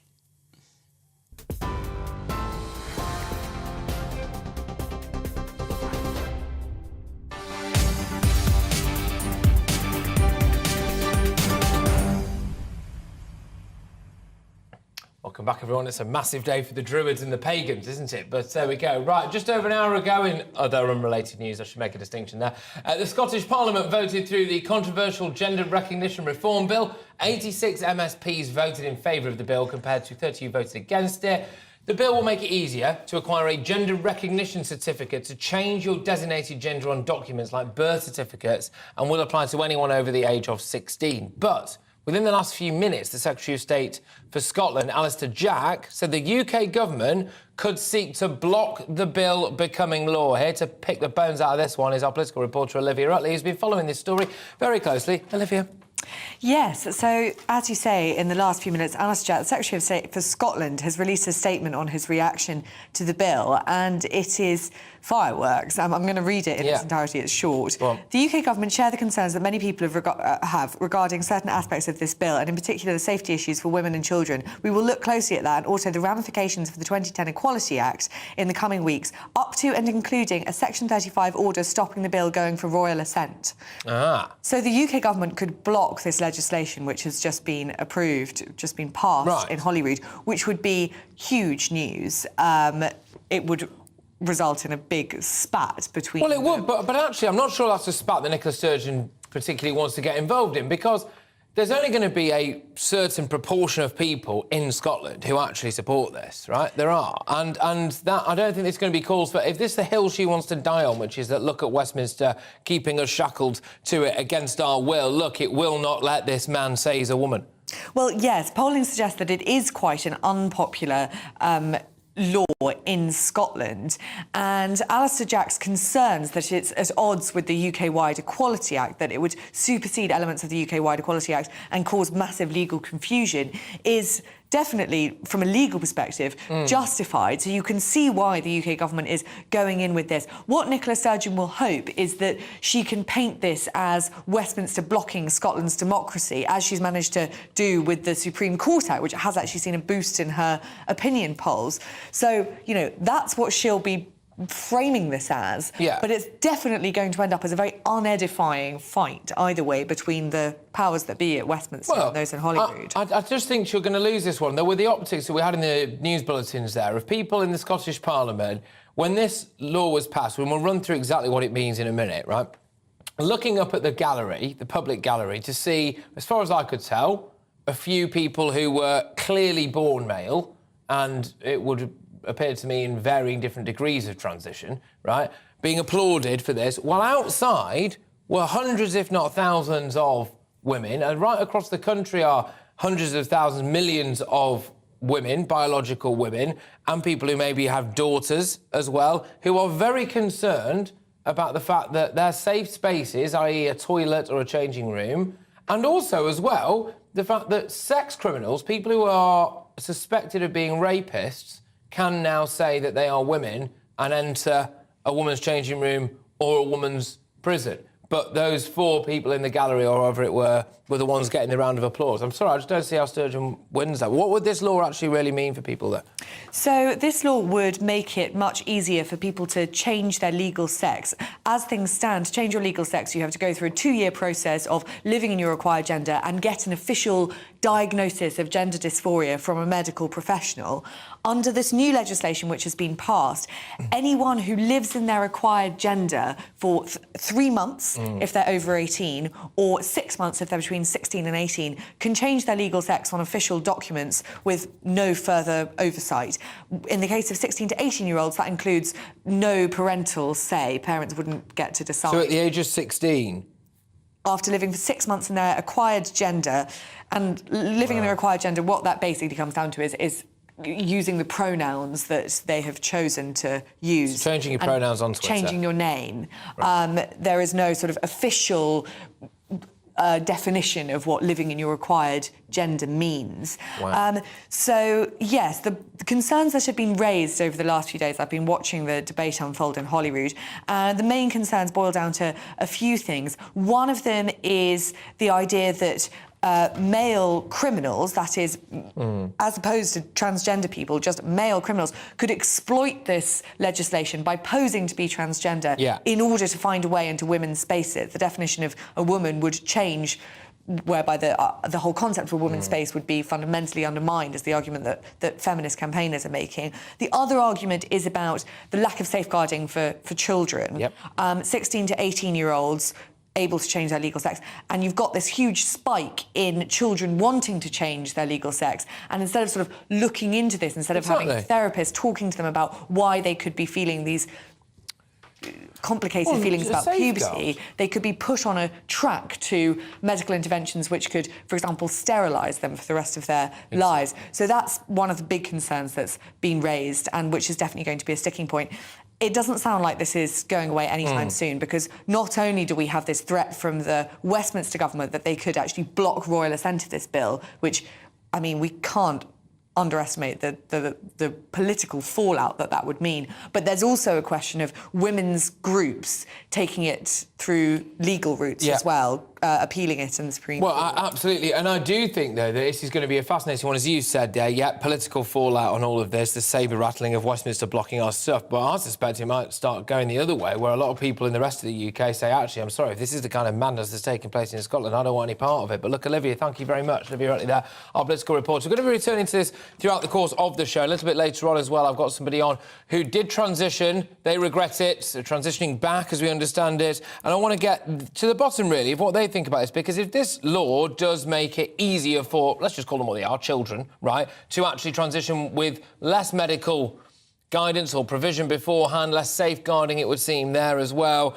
What is really the kind of nitty-gritty when it comes to all of that stuff? How would it affect everybody? And the reason why this is not just a Scotland issue, by the way, is because people in England, Wales or Northern Ireland could go up north of the border, live as their acquired gender for however long, change all of their details and come back down, and then let's just say, hypothetically, that they were some kind of sex criminal, then frankly that could pose a massive problem, because then they would be able to enter women's spaces, etc. It's an absolute minefield. And is anyone else just sitting here now thinking, where was the massive clamour for this? Look at what we've got going on in the country. We've got strikes, we've got massive issues in the Channel, for example, we've got a cost of living crisis, we've got all of this stuff. Apparently it's 125 quid for a turkey in Morrison, someone's just emailed in about. But no, we've got to get this issue sorted first in Scotland. It all seems very, very strange for me. GBviews at gbnews.uk, get those views coming in. Indeed they are, I can see them, I'll go to them shortly, because I've got to keep it moving at the minute. The Royal College of Nursing had given the government until midnight tonight to open pay talks, or they've threatened to order a wave of new strikes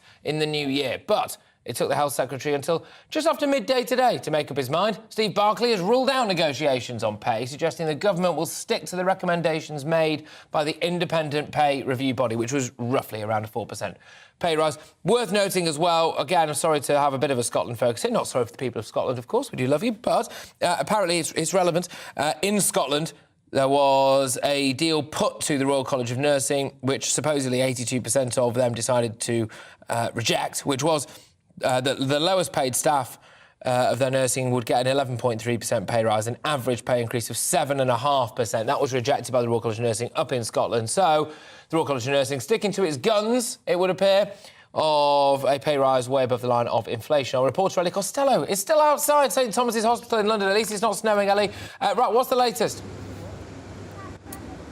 Well, it looks as though this Christmas could be the darkest yet for the health service. Quite a miserable prediction there for you, Patrick. But that's from trust leaders who say that strikes are threatening to aggravate an already challenging situation in the NHS. Now, just to put this into context for you, this industrial action could not really come at a worse time. And that's because these statistics just out this afternoon that the number of patients in hospital with flu in England has skyrocketed, up 67% in a week. And patients being admitted with strep A is at near record levels as well. So this is a health service that is already on its knees, even before you start talking about industrial action. And it looks as though that ultimatum put on the table by the Royal College of Nursing for a fresh pay offer or the promise of new talks by midnight is set to be ignored by the government. They'd asked for this all to be wrapped up by Christmas. Quite optimistic, some would say. But there were tweets from Steve Barclay, the Health Secretary, around lunchtime, who said his door is always open to talk to trade unionists about working conditions. But on the subject of pay, he says it comes down to the independent pay review. Now, they have said that nurses are due around 4 or 5% pay increase. The nurses are asking for 5% on top of inflation. So that's around 19%. Huge gulf there between what the government are willing to pay and what the nurses say they're willing to accept. The nurses have said, though, that they are willing to compromise on that 19% figure. But it looks as though the government is not going to budge. The key point being it comes down to the independent pay review body. That's not to say that Steve Barclay might not look to an expedited pay rise. There might be a payment that's due next April that he might bring forward. That hasn't yet been confirmed. But the question is, will that be acceptable to the nurses? But one thing's for sure, Patrick, it looks as though strike action will be on the cards for early 2023. And the RCN has said that they're going to outline the new dates tomorrow. Ellie, thank you very much, as ever. Ellie Costello there is outside St Thomas's. Well, look, we did have somebody on earlier on, a former Lib Dem spin doctor, who said that I should be slapped if I thought that maybe people were being a little bit out of order for wanting to have pay rises way above the line of inflation. But there is very much a flip side to it. And, of course, as anyone who watches this show regularly will know, I do not hold a grudge. And certainly, I'm always pro-balance. So there is another side to it, and that side is that actually if patients are suffering, the government should be doing a little bit more to actually stop that suffering. And are the Conservatives actually right to be sticking to their guns, or are they letting patients down by not agreeing to renegotiate, not to wiggle at all on the independent pay review body's 4% or just over 4%? Pay rise. Well, we have now William Atkinson, who's the assistant editor of Conservative Home. Yes, William, great to have you on the show. Right, thank you very much. Yeah, look, I suppose the argument is, isn't it, that this independent pay review body's forecast of 4% or whatever was done before we had things like the rabid levels of inflation that we've got at the moment. Maybe a little bit of wiggle room should be there. Should Steve Barclay not be giving them a little bit more? No, I don't think so. I mean, when these recommendations were created, they were drawn up and factoring in predictions at the time of inflation hitting 10 to 11%. So they have taken into account the current inflation rates that we're facing. And we also should remember that the predicted pay rise, an average of 4.5%, is actually above the average that most people are receiving in the private sector. And that's before you factor in the fact that nurses are paid more per hour worked than the average salary in the private sector, and also the various pension benefits and the like that they get. You suggested there, or you suggested that others could suggest, that the government is putting patient safety at risk. Frankly, the only people currently putting patient safety at risk are the nurses. There is a reason why they haven't previously struck in the 120-odd year history of the Royal College of Nursing, because they saw their role as a vocation and they knew if they go on strike, they would be fundamentally harming patients. That's even more the case in an NHS in the state that it's currently in. So I think the government is entirely right to stick to its guns. And if the nurses want to drag this out into the new year, then bring it on. Yeah, I think you have hit down onto a discussion I was trying to have before I was told that I needed a good slapping, which was actually, has the psychology of the worker changed, where it's gone from being a vocation to actually being like, I'm going to work to my pay. And if they do feel as though their pay isn't good enough, then they withdraw their labour, which is what we're seeing right now. So in the past, nurses might have just grin and bared this. Well, I think nurses are certainly going to see their incomes be squeezed in real terms. But remember, say in the mid-1970s, we had inflation at 25%. The nurses chose not to go on strike then. This inflation that we're currently facing is caused by a variety of factors, e.g. the increase of the money supply during COVID, and then subsequently the disruption that we've seen in the reopening of the global economy, and then various disruptions to do with the war in Ukraine. But the fundamental point is that it should be temporary. Hopefully, if the best case scenarios can be believed, we should be past this spike by this time next year, at which point, if the public finances are in a better shape, I'm sure that there will be certainly more leeway for the government to negotiate a larger pay rise for nurses. But to try and blow a 20 billion odd hole in the public finances now, especially after we saw just what that sort of thing involves with the whole farce of Trussonomics but a few weeks ago, but I think would not only be against the government's central mission to get inflation down, but would be a catastrophe for the public finances. Do you think that nurses and ambulance staff need to be a bit more patriotic then and do their national duty and get back to work? I think I wouldn't necessarily couch it in the language of patriotism. I would say the government is bringing in legislation, or hopefully is bringing in long overdue legislation to put in place minimum staffing levels, which will take us into line with countries like France, Belgium and Germany. And so I would say that it should be accepted that in services like these, you require a minimum level of servicing, and especially in ones where one considers you're doing it for the benefit of your fellow man and woman, i.e. it's a vocation where you're putting yourself in a role where you want to help other people on a daily basis. By taking such a selfish action as this, I think they are undermining their own moral case. And I think every time they say they're doing it on behalf of patient safety, it's clearly ludicrous. And for every story and every week that racks up by more and more people are losing out on appointments and waiting lists are growing ever longer, look, William, I think public opinion will start to change. I do suspect that public opinion, those opinion polls are going to change as more and more people suffer as a result of not being able to get medical care. I think that's only natural. But William, I'm just going to ask you a question now that people ask me a lot, right? Which is, what's your right to say any of the stuff that you've just said? Have you ever worked in a hospital or the length of hours that they work under those conditions for that amount of pay? Do you really know what you're on about? I think I can say I know what I'm on about because I chose not to be a nurse or a doctor. I didn't want to work for those hours and under those conditions. They did. They knew what the role would entail. They've had plenty of training and experience of it before they actually go into it as a full-time occupation. So I would say if you're going to pick to go and work in a vocation like that, you should accept the tough conditions that come with it. And as I say, per hour worked, they are actually paid better than average compared to somebody in a similar role or at a similar income level in the private sector. So, frankly, I think nurses should, and I wouldn't coach it in the lines of patriotism, understand that everybody's facing a tough time. What gives them a right to make other people's lives worse in the pursuit of high wages for themselves? It is that argument of you knew what you were getting into. I did actually kind of put that to an ambulance call handler the other day who refused to tell me what it was that she earned, what the pay offer given to her was, or what the pay demand that she wanted to make was. So there we go. William, thank you very much. William Atkinson there, who's the assistant editor of Conservative Home. You're with me, Patrick Christys, on GB News. Coming up, details of the King's first Trooping the Colour have been released ahead of the parade next year. We'll get the latest on that, and drivers have been warned that Christmas traffic will be back at pre-pandemic levels, with people taking to the roads to avoid the planned rail strikes. 20 million trips are expected over the festive period. We've got Edmund, the King of the Roads, from the AA, to share his thoughts. I'll be back in a moment, people.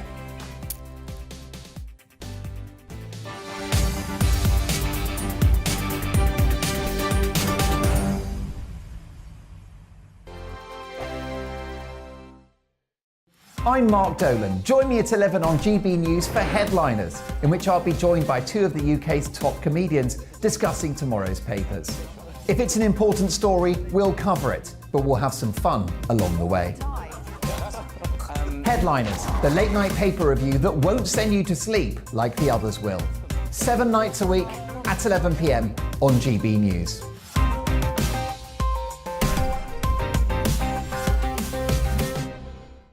Monday to Thursday nights on GB News. At 6, it's Deebs & Co. 7 o'clock, Farage. At 8, join Mark Stein. And at 9, Dan Wootton Tonight, followed by Headliners. On TV, radio and online. This is GB News. Monday to Thursday, 9 p.m. till 11 p.m. Join me, Dan Wootton. I'll bring you the sharpest takes and hottest debates. Do you not believe in prison? I don't believe in prison. I'm completely stunned. I guarantee you there'll be no spin, no bias, no censorship. I actually was personally quite offended by it.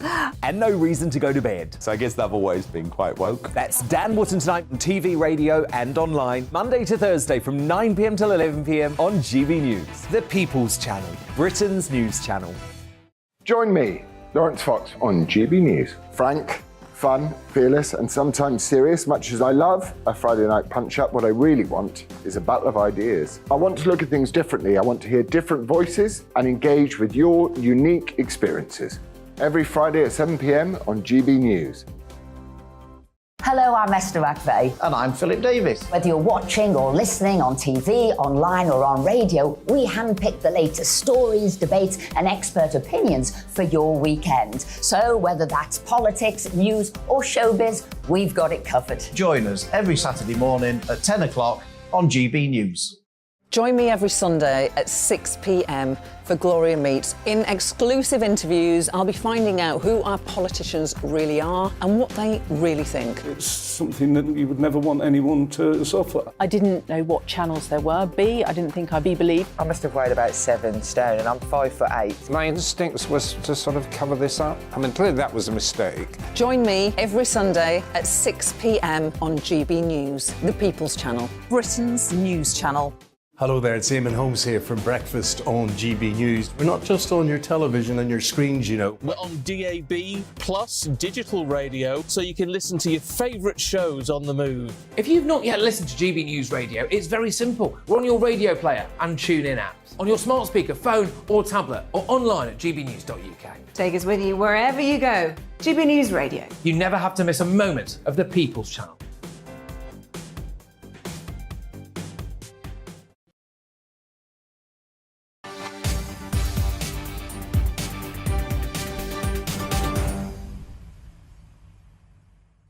Welcome back, wonderful people. Now, new details have been released for King Charles's first Trooping the Colour parade, due to take place in June next year. The Sovereign will receive the birthday salute, as well as other members of the royal family being given new roles ahead of the event.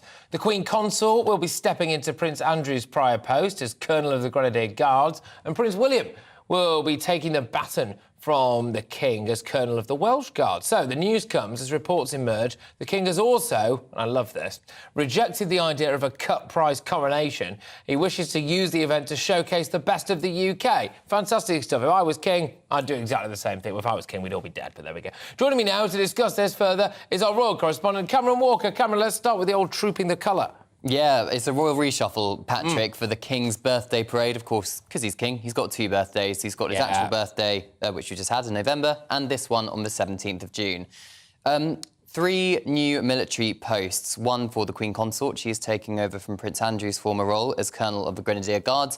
Prince Andrew was stripped of that role back in January following his out-of-court settlement in that civil sexual assault case against him, which he denies. The Princess of Wales, her first military appointment too. She is becoming Colonel of the Irish Guards, which was formerly held by Prince William, who is now becoming Colonel of the Welsh Guards. And the King is Colonel-in-Chief of all of them, all of the Household Division. He'll appear on horseback, so will the Prince of Wales. They'll be wearing military uniform. Princess of Wales, Queen Consorts will not be, but they will appear on the balcony for that magnificent RAF flypast, all that British pomp and spectacle, Patrick. Oh, that will be lovely. I'd be very worried about getting on horseback. But I suppose that's because I don't know how to ride a horse, though, to be fair. But there we go. All right, and also, there was talk, wasn't there, of a cut-price kind of Lidl-style coronation.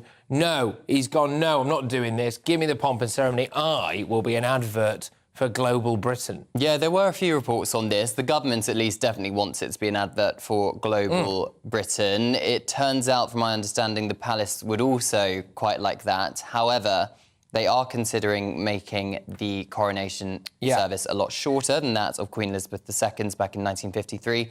Hers was around 3 hours in length, and it's thought that that's perhaps slightly too long for modern-day 2022. King Charles is very conscious, as we understand it, of the cost of living crisis.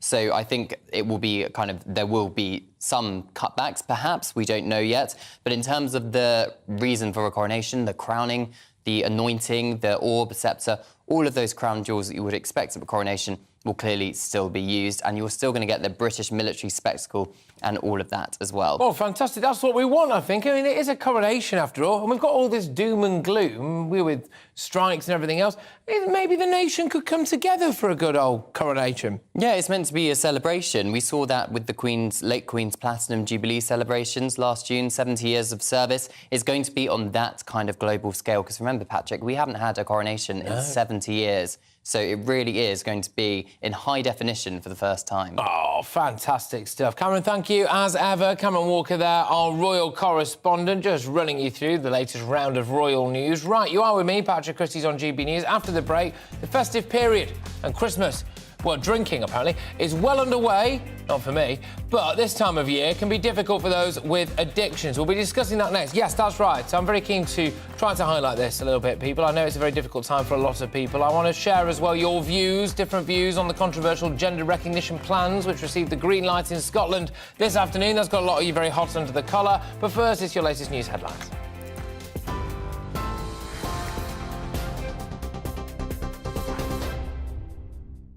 Patrick, thank you. It's 31 minutes past 4. I'm Bethany Elsey in the GB newsroom. A controversial gender reform bill which aims to make it easier for young people to transition has been passed in the Scottish Parliament. Gender Recognition Reform Scotland Bill is passed. 86 MSPs voted in favour of the law, while 39 voted against. It will remove the need for a medical diagnosis of gender dysphoria in order to receive a recognition certificate. The minimum age will be reduced to 16, and applicants will only need to live in their acquired gender for 3 months rather than 2 years. The health service is still facing extreme pressure despite the highest level of alerts being stood down across many trusts. It follows 2 days of strikes hitting the NHS in England and Wales. The incident status at South Central Ambulance Service is still at critical, which means services can't be provided as normal and patients may face harm. More industrial action could be on the cards after the Health Secretary has ruled out any discussions on pay for staff. Rail fares in England will rise by nearly 6% in March. The government set a cap of 5.9%, a level well below inflation, with the Transport Secretary saying the intervention will help reduce the impact on passengers. It comes as rail workers get ready for more strike action, with RMT members in Scotland walking out on Christmas Eve until Tuesday morning. Air travel is also set to be affected, with around 250,000 passengers being warned of delays as Border Force staff strike from tomorrow. You're up to date on TV, online and DAB+ radio. This is GB News. Don't go anywhere. Patrick will be back in just a moment.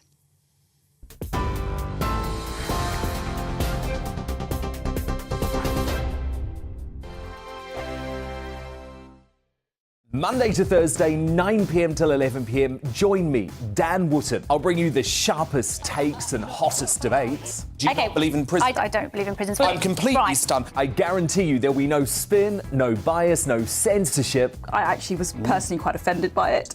And no reason to go to bed. So I guess they've always been quite woke. That's Dan Wootton tonight on TV, radio and online. Monday to Thursday from 9 p.m. till 11 p.m. on GB News. The People's Channel, Britain's news channel.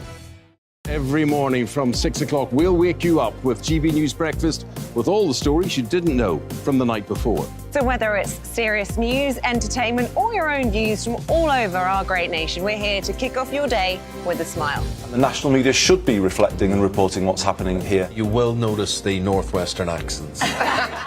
Whether you're with us on TV, radio, or online, every morning, it's breakfast from 6 a.m. Hope you can join us. Join me every Sunday at 6 p.m. for Gloria Meets. In exclusive interviews, I'll be finding out who our politicians really are and what they really think. It's something that you would never want anyone to suffer. I didn't know what channels there were. I didn't think I'd be believed. I must have weighed about 7 stone and I'm 5'8". My instincts was to sort of cover this up. I mean, clearly that was a mistake. Join me every Sunday at 6 p.m. on GB News, the People's Channel, Britain's news channel. Hello there, it's Eamon Holmes here from Breakfast on GB News. We're not just on your television and your screens, you know. We're on DAB plus digital radio, so you can listen to your favourite shows on the move. If you've not yet listened to GB News Radio, it's very simple. We're on your radio player and tune-in apps, on your smart speaker, phone or tablet, or online at gbnews.uk. Take us with you wherever you go. GB News Radio. You never have to miss a moment of the People's Channel. My name's Tom Harwood and join me 9:30 a.m. every weekday for The Briefing, your one-stop shop for everything you need to know about what's going on in politics today. I wonder if this is a deal that might need to be like the biscuits in this factory, twice baked. Is there not an opportunity here to win out against the extremes? Tom Harwood, GB News. What are you going to do about it? Things should have been done differently, and they certainly are being done differently. Don't miss it. The Briefing with me, Tom Harwood, 9:30 Monday to Friday on GB News. Hello, I'm Simon Evans. Join me on GB News for Headliners at 11 p.m, where I'll be joined by two of the country's top comedians as we take a look at tomorrow's newspapers tonight. If it's a big story, we'll be covering it, I guarantee, but we'll also have some fun along the way. That's GB News Headliners at 11 p.m. We won't put you to sleep, unlike some of the other paper review shows out there. So join us, 11 p.m, 7 nights a week.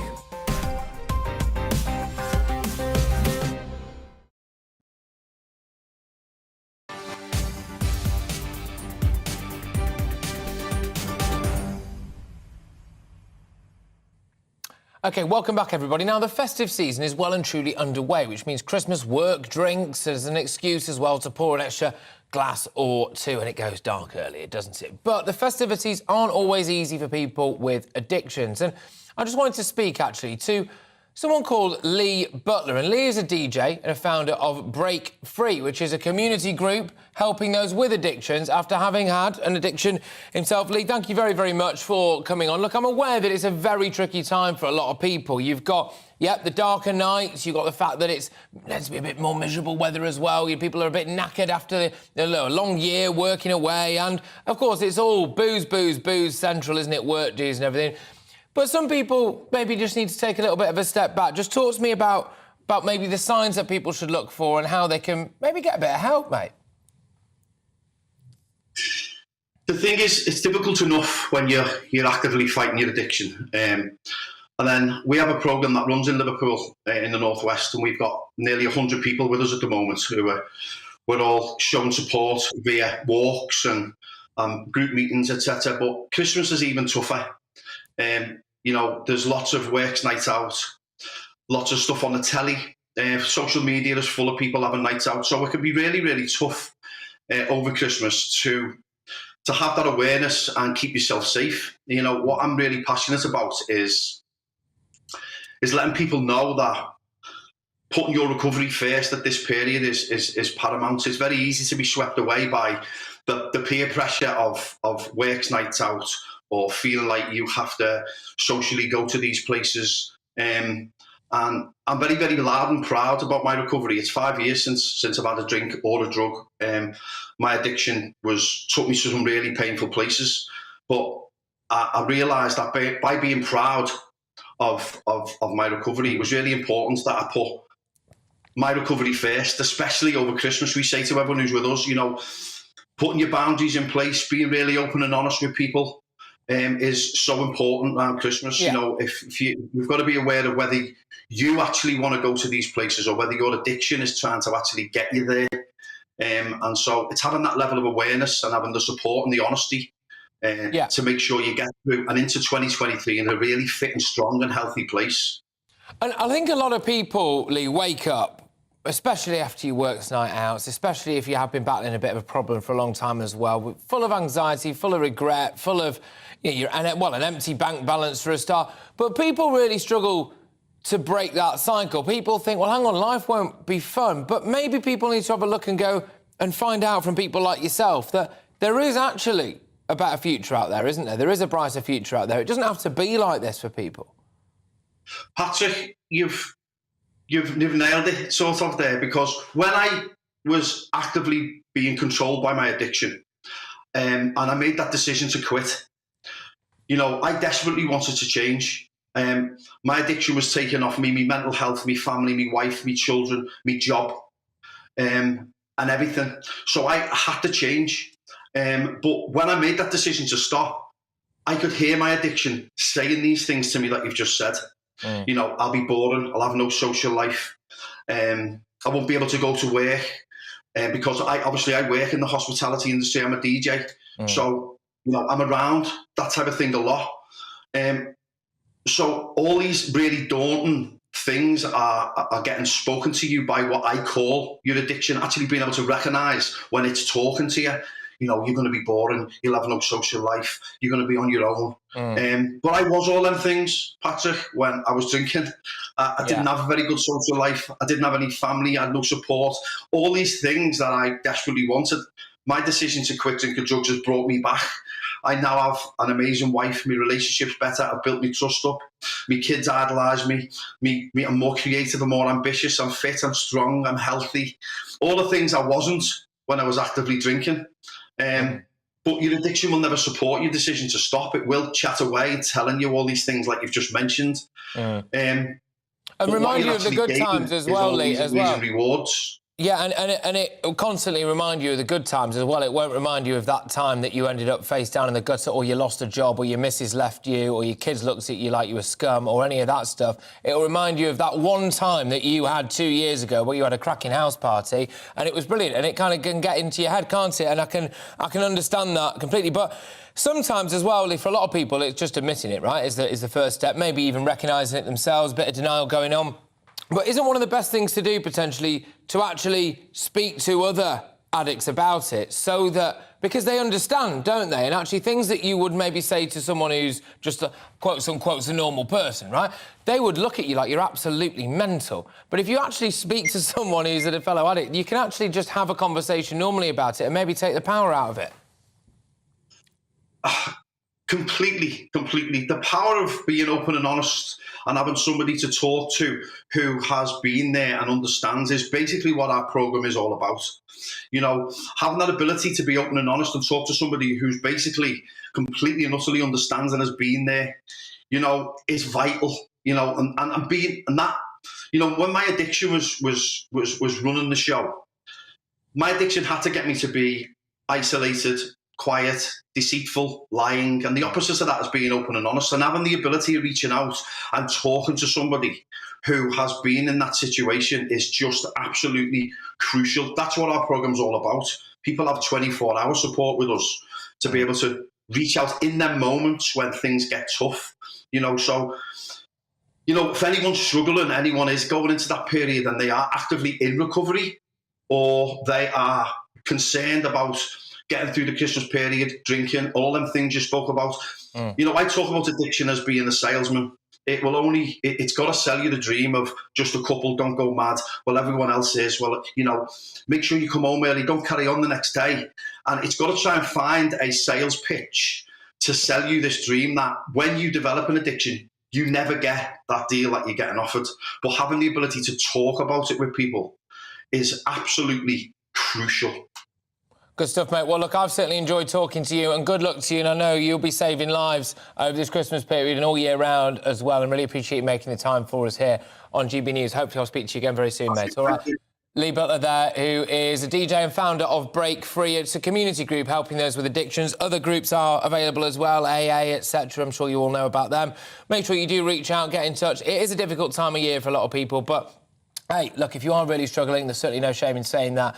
And, you know, just do what you can, I suppose, to get yourself sorted. I'm aware that it's not all fun and frivolities at the Christmas period for a lot of people. Right, we're going to move away from that right now, though, because, yes, back to the old striking issue. Pay disputes are at the centre of the current wave of industrial action. Within the last few moments, oh, here we go, the Education Secretary, Gillian Keegan, has been speaking about what she sees as the importance of the role of an independent pay review body. So this is the pay review body that's been determining the pay rise for nurses, etc. So this is why she thinks it's important when workers receive a pay rise and how much they get. Let's just hear what she had to say. But the difficult thing we've got is you cannot have an independent pay review process which takes the politics out of pay and then have politicians intervening in that process. Not only does it blow the process up and destroy the process, but it also means what happens in future years. You know, is this going to be politicians now doing that? It's really important. It's been done by governments of different colours. The independent pay review process has been used pretty successfully, and that's what we want to continue to look at. The unions say that's bust now, and the government sets the pay envelope anyway, so it makes a mockery of the No, there's an affordability envelope that they look at, but they look at 9 different inputs. So, for example, I think this year we gave an input and they came back and said, no, it needs to be higher. So we had to, you know, accept that, and which we did accept that. And, you know, we in general normally accept them. There's been 1 or 2 occasions, very rare occasions, but they're pretty much always accepted. Teachers have seen real-term pay cuts in recent years and the lowest pay growth, apart from social workers, over the last decade. Do you understand why they're fed up and going on strike? We've done a lot of work to make sure that, first of all, teachers start in salary so we can attract graduate recruitments, because that's always part of recruitment as well as retention. We've done a lot of work to increase that. So that's £28,000 for, you know, people fresh from uni or people coming into the profession, and it'll be £30,000 from 2024. Well, there we go, Gillian Keegan there. Well, the timing couldn't really be much worse because the Department for Transport has announced that rail fares in England are set to rise by nearly 6% from March. And I suspect a lot of people watching and listening to this now will be quite angry about that already. Quite expensive, some would say. But this is on the day that families are also being told to start their Christmas getaway as soon as possible. You possibly should have already done it, maybe, if you are thinking of getting somewhere. But anyway, there you go. This is due to the chaos caused by the strikes. On the roads, National Highways workers will walk out from today until Christmas Day. On the railways, some trains will stop running from tomorrow ahead of national strike starting on Christmas Eve and ending at 6 a.m. on the 27th of December. Network Railers warn passengers to travel on Christmas Eve only if absolutely necessary, and there's misery in store for air travellers as well, with warnings that airports could even be forced to close in a worst-case scenario during strikes by more than 1,000 Border Force staff. So, yes, a happy, joyous Christmas and a good time was had by all, clearly. Well, certainly for those striking, they don't have to get to work, do they? Joining me now to discuss the chaos on the roads is the president of the AA, Edmund King. Edmund, I'm going to level with you. I am doing a show here. I hate to make it all about me, but you know me. I'm doing a show here on Christmas morning, right? And then I'm driving back to Manchester, and then I'm driving back again on Boxing Day. What's the crack going to be like? Because it does sound to me like no one's going to be maintaining the highways. Is that right? Well, when are you driving back? On Christmas Day, driving back Boxing Day morning. Oh, right. Well, actually, you're quite lucky in terms of that. Christmas Day and New Year's Day are the quietest days on the roads. The busiest day is going to be tomorrow, Friday, and then Saturday, Christmas Eve as well, will be busy because you've got a combination of people getting away, and 20% say they're still going to be doing shopping on Christmas Eve. So where you've got a shopping centre close to a motorway, you know, Blue Water, M25, M60, Trafford Centre, Cribs Corner, M5, all of those areas will be incredibly busy on Saturday. And are you expecting to see a massive, massive boost in traffic as a result of rail strikes and people, maybe even flights, you know, domestic flights, I suppose, people not taking them? So you think that the roads will be absolutely chocker? Well, we did a survey with What Three Words, the free app, and that found that a third of adults who would normally take the train say that they will be driving this Christmas. So there is no doubt there will be extra drivers on the road. So we're basically saying, you know, try and be prepared, check your tyre pressures, check your windscreen washer fluid. And it's going to be raining towards the end of the week. And we find when it rains, the puddles cover up the potholes. And we get, on average, 225 more pothole-related breakdowns, tyres, wheels, suspension, when it's been raining. So, yeah, drivers have to be prepared. They you know, journeys will take longer. So if you are driving over Christmas in the next few days, like, I don't know, millions of people will be doing it and driving back again. So stock up with some provisions in your car. Check your tyre pressure, OK? Double check your tyre pressure as well, why not? Make sure you've got enough windscreen fluid and all of that jazz. Basically maintain your car and use a bit of common sense and be prepared for it to take a bit longer, essentially. I take it, Edmund, the AA are not striking, because, I mean, everyone else is. Why not you? No, well, our guys are out there. We've got extra patrols out there and drivers. The only other quick bit of advice, you can download that free app, What Three Words, and then if you break down, if you're in the middle of the countryside, if you're on a motorway, you don't know where you are, it gives 3 unique words and we can pinpoint you. If you have a crash, the emergency services use it. So drive carefully, keep your lights on, keep your distance, keep cool. Yeah, good stuff. I mean, thank you very, very much. I was president of the AA, Edmund King there, the king of the roads, some people would call him. I'm calling him that. I'm going to make that stick. By the way, I've had a load of people getting in touch about turkeys, OK? I made a bit of a throwaway comment earlier on about how much turkeys are costing these days. And apparently, I was joking about the cost of turkeys, but several people have emailed in now to tell me that turkeys are on sale for 130 quid in Morrison's. Is this real? Can someone confirm this with me, please, out there? If you're watching or listening right now, if you happen to be in a Morrison's or somewhere near a Morrison's, go in, have a look at the turkeys. It cannot be real that turkeys are actually properly selling for 130 quid a bird right now. Anyway, Gareth, thank you very much. I will endeavour to find out how much turkeys are really costing. Maybe we can do something a bit later on the show, if that madness is correct. GBViews at gbnews.uk. But lots of you have been continuing to get in touch. Your thoughts, ironically, given what I was just talking about there, about the Gender Recognition Reform Bill. Jenny says, if Scottish Labour voted for this bill, then it shows what they would do here, and this would only be the start of it. And that's a really important point, because something that's gone under the radar here, this is the bill in Scotland, if you're just joining us, which is that blokes, basically, can say that they are women if they live as a woman for 3 months north of the border. And that includes sex offenders, people who are currently on remand for rape, for example, and children. So there you go, have a bit of that world. And it also does mean that people who are from the rest of the UK can go to Scotland and do that and change things like their sex, their gender on their birth certificate and all that jazz. Right, but when people think of Scotland, they think of Nicola Sturgeon and they think of the SNP. But Scottish Labour had a 3-line whip on this as well. So it was the Labour Party in Scotland and the Greens and the Lib Dems and the SNP. So all of those people essentially are responsible for it. And yes, there you go, this is only going to be the start of it, apparently. Although it's emerged that our Parliament down here might try and block it. They're saying it's going to cause some kind of constitutional crisis. I'm not sure it is. I'm not sure this is a hill that Nicola Sturgeon wants to die on when it comes to Scottish independence. Ah, look, you see Westminster down there? They are stopping our children from changing their own bodies irreversibly at an age without doctor's consent. I know. Or parental consent. Anyway, Jenny says, the passing of this bill shows why the rest of the UK should get the opportunity to vote as to whether or not we want to boot Scotland out of the UK. I'd vote a strong yes. There you go. Well, look, I personally am desperate for Scotland to stay in. I love Scotland, and I think it's a fantastic part of the UK. I think it's a brilliant part of the UK. But you look at stuff like this and you think, you know, really? Anyway, there we go.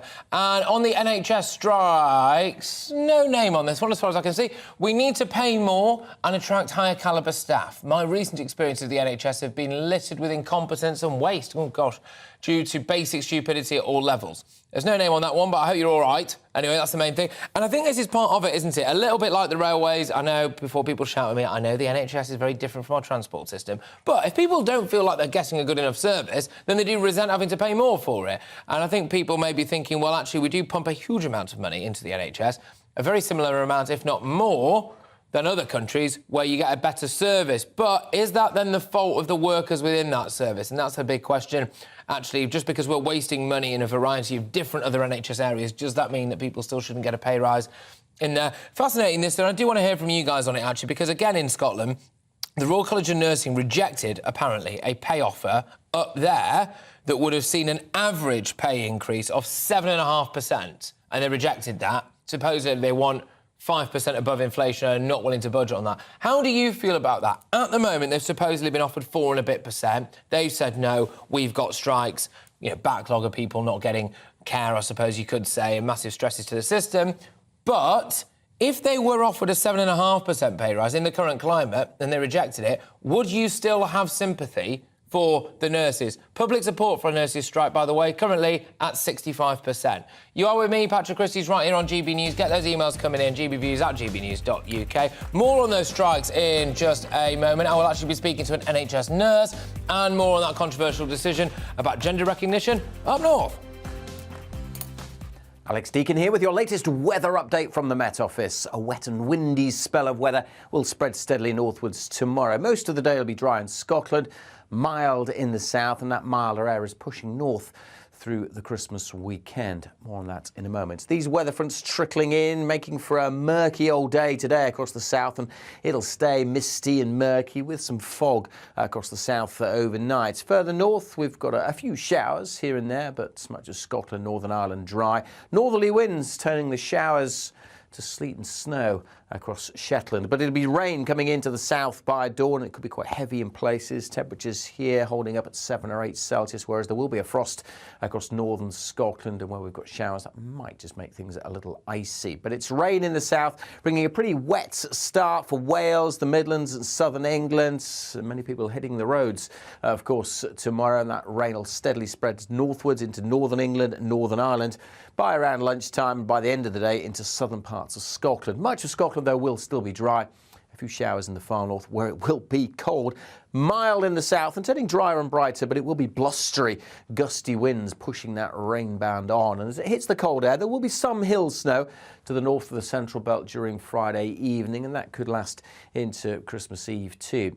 Elsewhere, we'll see showers coming in, a blustery day on Saturday, but actually bright for much of the Midlands, southern England. Many places here will be dry on Christmas Eve. Still some wet weather over northern Scotland. Bit of snow on the hills, but it's mostly going to be rain because the milder air is pushing northwards. So temperatures are going to be on the rise as we go through the Christmas period. In the south, 12, 13 Celsius, and even further north, temperatures rising between Friday and Saturday. A mild start then to the Christmas weekend, quite blustery as well. Some rain around on Christmas Day before things turn colder through Christmas night into Boxing Day. Monday to Thursday on GB News, it's Bev Turner Today from 10 a.m. We're going to be here for you, our GB News family, to keep you up to date, but also make you smile. The guy went from puberty to adultery. And I can't wait to bring a few of my own opinions. I have no time for cultural totalitarianism. We'll engage in passionate, but always polite debate, with your thoughts and opinions at the centre of it all. Only on GB News, the People's Channel, Britain's news channel.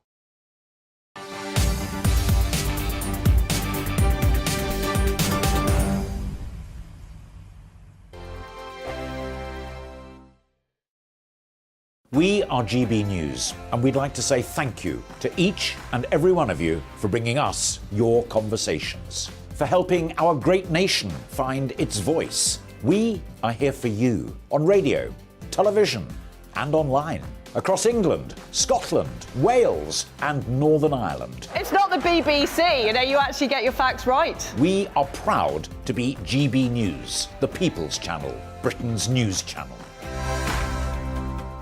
Hi there, it's Stephen and Anne. At breakfast from 6 a.m, you'll always be caught up with everything you need to know, the latest headlines, opinions and debates. We'll bring you the good news and the bad, but most of all, we're here for you. Remember, send in your views and let us know what you would like us to talk about. That's because we're your news channel. And every morning at 6 a.m, it's breakfast on GB News. Monday to Thursday on GB News, it's Bev Turner Today from 10 a.m. We're going to be here for you, our GB News family, to keep you up to date, but also make you smile. There's a guy who went from puberty to adultery. And I can't wait to bring a few of my own opinions. I have no time for cultural totalitarianism. We'll engage in passionate, but always polite debate, with your thoughts and opinions at the centre of it all. Only on GB News, the People's Channel, Britain's news channel. Join me, Nana Akue, Saturday and Sunday afternoons on GB News. Expect fiery debate and passionate discussion as me and my panel tackle some of the biggest topics hitting the headlines. It's a place for everyone's opinion. No one gets cancelled, but no one gets an easy ride. Oh, she's on it today! Be ready for conversations that are fierce, frank, and of course, fun. Every Saturday and Sunday afternoon from 4 p.m. on GB News, the People's Channel. Join my show Farage, 7 p.m. till 8 p.m. Monday through Thursday, and there you will get opinion, analysis, debate, and I'll cover stories that nobody else dares to touch. You've been cancelled. Join the club. Oh my goodness me. And then for the last 15 minutes, talking pints. We're over a drink. We have a civilised conversation with someone. We very often disagree, but we do it in a grown-up way. Come and join me on Farage. We are GB News, the People's Channel. And right across the United Kingdom. You can find us on Sky Channel 512. Virgin Media Channel 604. Freesat Channel 216. Freeview Channel 236. And YouView Channel 236. You can also take us with you on DAB Plus Radio. With the GB News app and at the website gbnews.uk. We're absolutely everywhere. Come join us on GB News, the People's Channel, Britain's news channel.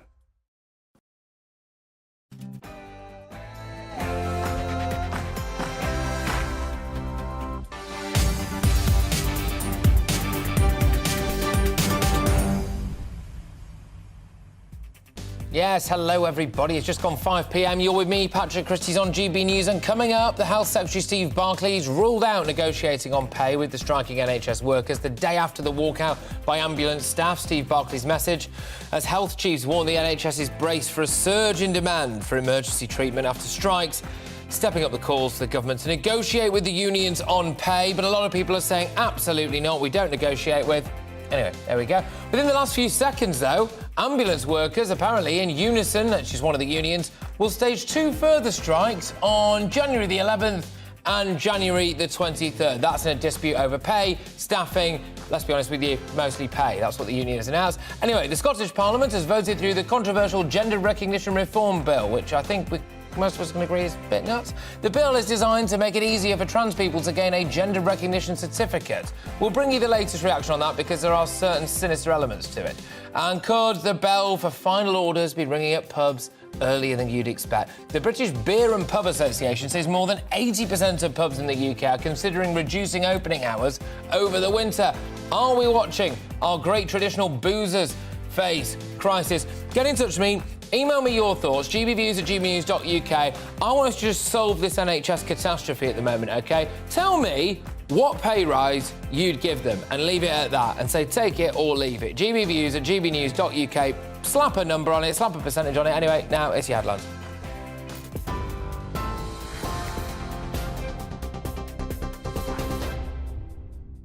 Patrick, thank you. Good afternoon. It's 1 minute past 5. I'm Bethany Elsey in the GB newsroom. A controversial gender reform bill, which aims to make it easier for young people to transition, has been passed in the Scottish Parliament. Gender Recognition Reform Scotland Bill is passed.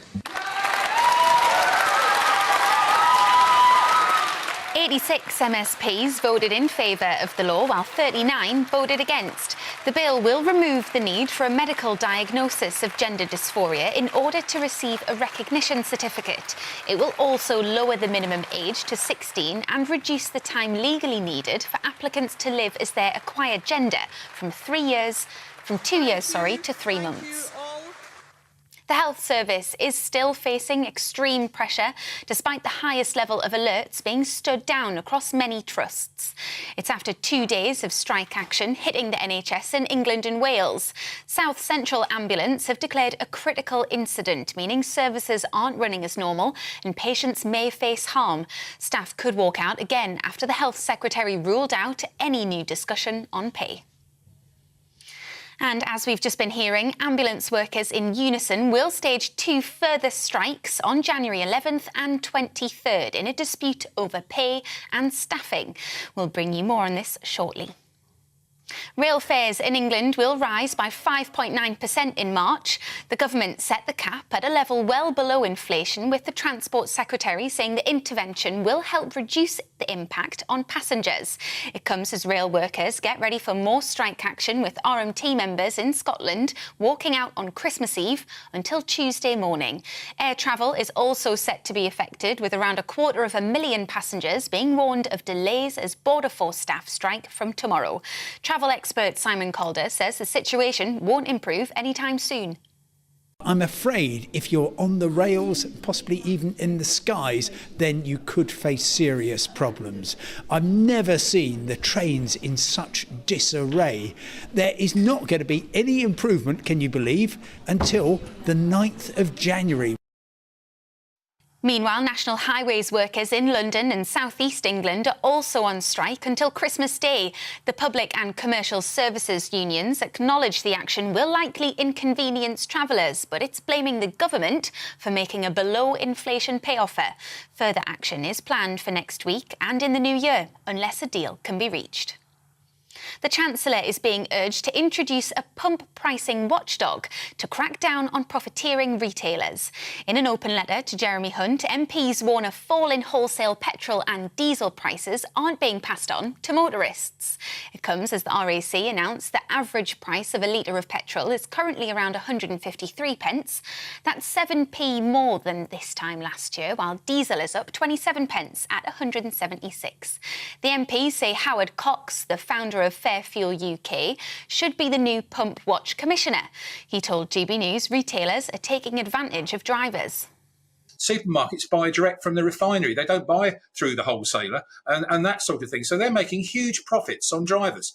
And that 15 to 20p equates to something like £7 to £10 per driver. Every time a driver comes into a forecourt, the retailer is wringing his hands in delight that, oh, here's another £10 worth of profit. A murder investigation is underway after 1 of 3 people stabbed in Birmingham died from their injuries. 2 men and a woman were attacked in the Handsworth area in the early hours of this morning. A 24-year-old man has been arrested on suspicion of murder and attempted murder. And the Prime Minister has appointed a new ethics advisor. The chairman of Historic England, Sir Laurie Magnus, will replace Lord Geit, who quit under Boris Johnson in June. His job will be to advise Mr Sunak on whether ministers are obeying their Code of Conduct rulebook. You're up to date on GB News. We'll bring you more news as it happens. Now let's get back to Patrick.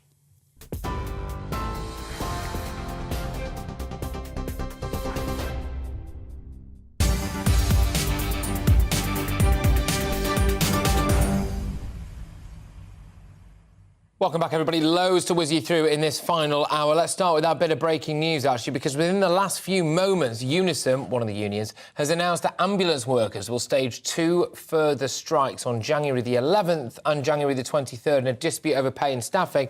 Interesting, because earlier on, people were saying, well, actually, Steve Barclay, the Health Secretary, has got until midnight to go and sit around the table to stop these strikes taking place, but they've got in there early. Earlier, the Health Secretary, Steve Barclay, said that he wouldn't negotiate with unions over pay. Instead, the government will stick to the recommendations made by the independent pay review body. So we're in for more strike action from NHS workers. How do you feel about that? Let me know, gbviews@gbnews.uk. And I was asking you, actually, I'm just going to do this for the final hour because I don't know about you, but I am a bit sick and tired of talking about strikes by now because they are non-stop. I was asking you, just put a number on it. Just put a number on it for me, what you think they should accept in terms of pay. Because bear in mind, we've seen nurses in Scotland, 82% of the members of the staff of the Royal College of Nursing have rejected a pay offer of 7.5%. And that would mean that the lowest paid staff had a pay offer of 11.3%. So their lowest paid staff, 82% of them apparently, have rejected an 11.3% pay offer. But what is interesting is that Unite and Unison, two other unions, chose to accept it. So I think this is a bit of wiggle room. I want to know from you, what pay offer would you give nurses or ambulance staff? And so say, that's your lot, take it or leave it. gbviews@gbnews.uk. But I am joined now by Sarah Guest, who is an NHS nurse. Fantastic stuff. Right, Sarah, how are you doing? Right, just run me through this then. Are you striking? What are you doing? Well, I actually voted to strike. However, the number of people having to... not enough eligible people voted in the area where I work, so I'm not actually striking because, the ballot, the ballot, there wasn't enough people voting, so I'm actually working as normal. To be honest with you, I've never ever voted to strike before, and it was a difficult decision to vote to strike. And actually, if I'm honest, I'm not sure whether I would have been able to actually go through with it. So you think if there had been votes and there had been striking in our area, because it's very difficult. Why do you think in your area, which is the West Midlands, why do you think in that area people, your colleagues, said that they wouldn't strike, whereas in other parts of the country they have voted to strike? Well, I don't think it's that they didn't vote to strike. All the ballots for the RCN striking are all done individually. So, like, the trust I work with is separate to University Healthcare Trust in Birmingham, for example, where I know there has been striking, and at least 50% of the people eligible to vote had to vote. Those of us that did vote, the majority voted to strike. But there wasn't enough of a turnout, wasn't enough. I get that. I suppose the argument that some people would make, well, realistically, if enough people wanted to strike, then they would have turned out for it. I suppose you could make that point. Can I ask you a pretty direct question? I hope you don't mind. And it is pay-related, which always feels a bit uncomfortable when you're asking someone about pay. I won't ask you to say exactly what you're paid. It does seem a bit as invasive as going through someone's medical records, actually, which, could kill two birds with one stone, given what we're talking about right now. But apparently, in Scotland, members of the Royal College of Nursing union there rejected an average pay increase of 7.5%. Do you think a pay increase of 7.5% to your current wages would be enough to make you vote not to strike if you had to vote again?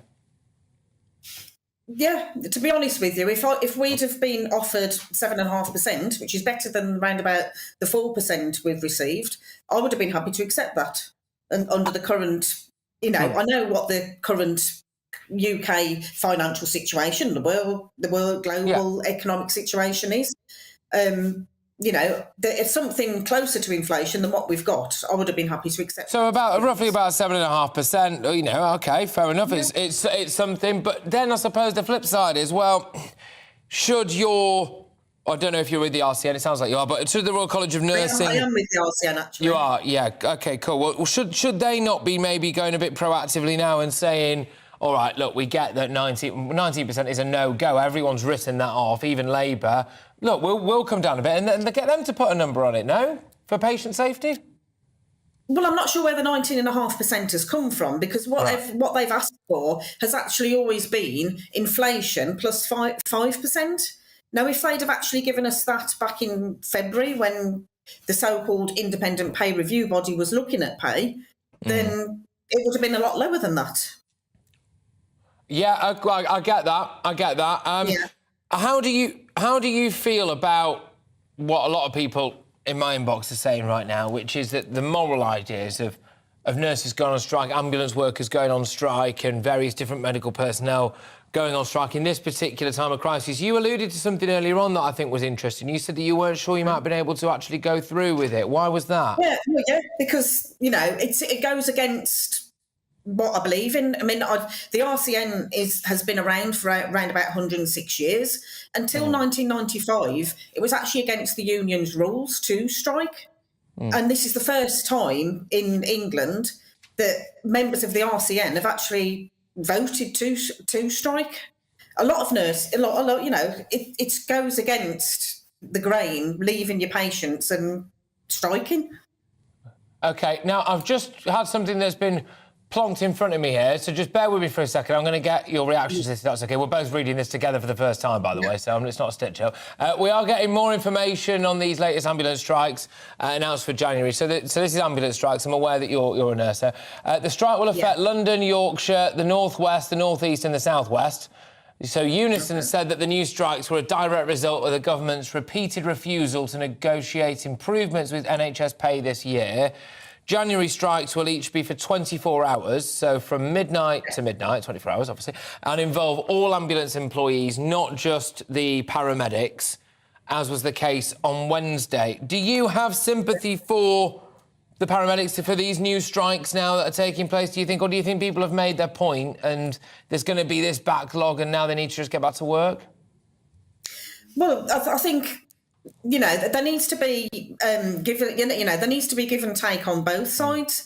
The government actually needs to meet the NHS workers halfway, you know, saying that they're not going to even negotiate, you know, or if they're going to negotiate, they're not going to include pay. I mean, the independent pay review body is actually, it's not independent. It's appointed, the members on that review body are appointed by the government. Okay. They're paid for by the government, and then the government tell them what they can offer us. So it's not independent. Well, no, just hiding behind that. And I think, look, you know, maybe we have just got to... I mean, to be honest with you, you know, look, I care deeply about patient safety. I also care deeply about the people who work in our NHS, right? I am absolutely sick to the hind teeth of every single day coming on and talking about more strikes and talking about this issue. It's non-stop, right? It is non-stop. And if we can get some kind of resolution, which is somewhere around the 7.5 to 10% pay rise thing, you know, at the end of the day, the amount of money it's costing us to fill the void with agency staff and also the patient safety element of it as well, whilst also potentially not absolutely breaking the national piggy bank, then maybe we've hit the nail on the head there. But look, thank you very, very much. I appreciate it, and I wish you a very happy Christmas as well. Take care to you and yours, and thank you for everything that you do for us, of course, as well. There we go. Fantastic stuff. Right, we're moving on, because the Scottish Parliament has this afternoon voted through the controversial Gender Recognition Reform Bill. MSPs were still debating the proposal until late last night. 86 voted in favour of the bill, compared to 30 who voted against it. To be honest with you, it's absolute madness if you ask me, but there we go. The bill was made easier to acquire a gender recognition certificate to change your designated gender on documents like birth certificates, and will apply to anyone over the age of 16.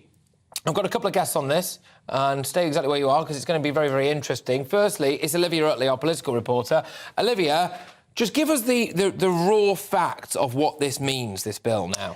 So, essentially, what the bill means is it takes away all of the checks and balances on changing your gender north of the border. Previously, if you wanted to change your legal sex on your medical records, birth certificate, etc., you had to live in your acquired gender for 2 years and have a diagnosis, a medical diagnosis of this condition, gender dysphoria.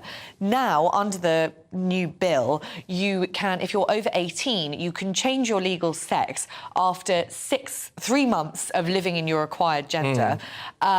Without any sort of medical intervention or a gender dysphoria diagnosis. If you are 16 or 17 years old, you can change your legal sex within 6 months of living in your acquired gender. Gosh. Now, the implications, as have been spelled out over the last few days in this mammoth Holyrood session, are that women's spaces will now be accessible to male-bodied people, which obviously throws up a whole host of issues about women's safety, which have been debated including at length. possible sex offenders as well. Yeah, so there was one amendment which was tabled a couple of days ago by an SNP MSP who actually herself has talked about being raped as a teenager. She tabled an amendment which would exclude those who are awaiting trial for sex abuse and rape crimes from obtaining that gender recognition certificate, but that was defeated by Holyrood. I just find that mad. So those Why? who have been those who are awaiting trial for those crimes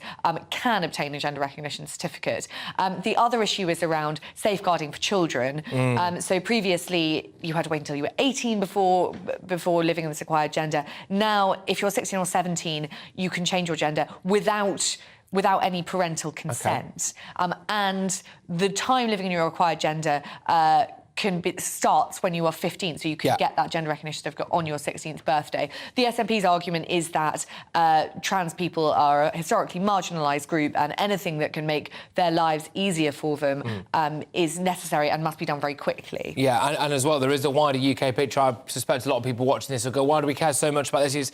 I don't mean it's only Scotland in that way, but it's only a part of the UK. Well, anyone in the UK could go to Scotland, and this would therefore affect them, and then they can come back down south of the border, and before you know it, they've changed sex and gender and everything on a birth certificate and all of that stuff. Olivia, thank you very much. Stay there for me, if that's all right, because I'm joined now by Ollie London, who is a detransitioner and influencer. Ollie, thank you very much. Good to see you. How are you getting on? Nice to see you. Really good, thank you. All right, so look, just explain your personal situation to me, if that's all right, so we kind of know where we're at. What's going on? So I was actually living as a trans person for a total of 6 months this year. Before that, I'd had gender dysphoria. I'd been questioning my gender for many, many years. And I really was susceptible to these ideas that are pushed these days that you see online, that this is totally normal, self-identifying, you can choose anything you want. So I was like, OK, maybe the reason I'm unhappy with the way I look is because of that. And as we're now seeing in Scotland, this new bill is basically saying anyone can identify as anything they want, and within 3 months, they can legally change their gender. OK, I don't advocate for that. I think what Nicola Sturgeon has done is a complete slap in the face to all Scottish women. It's like she's taken a piece of haggis and just slapped all these women across the face. You know, all the things the suffragettes fought for. So my issue is, you know, when I was living as a trans person, I was respectful of all women. The issue I'm having is the fact that 16-year-olds can self-identify, that men can go into women's restrooms and potentially assault and rape women. There are many cases of men putting on a wig and going into women's restrooms to assault women and young girls. You know, how can we allow this? You know, there's such a minority of people that identify in these ways in Scotland, yet it's become the biggest debate in the country. Yeah, well, I am amazed with the kind of vigour that the SNP, and it's fair to say as well, Scottish Labour and a couple of the other parties have really gone after this, given the proportion of people whom you could argue this directly impacts, and compared to, you know, all women, I suppose, all children and things like that. Could you just talk to me a little bit about what you know about the percentage of it? Because they say, the SNP is saying, well, look, it's a marginalised group of people, often have very bad mental health issues when it comes to gender dysphoria and things like that, and this would be a big help to them. But I'm just wondering how many of those people it's actually helping versus how many people it might harm.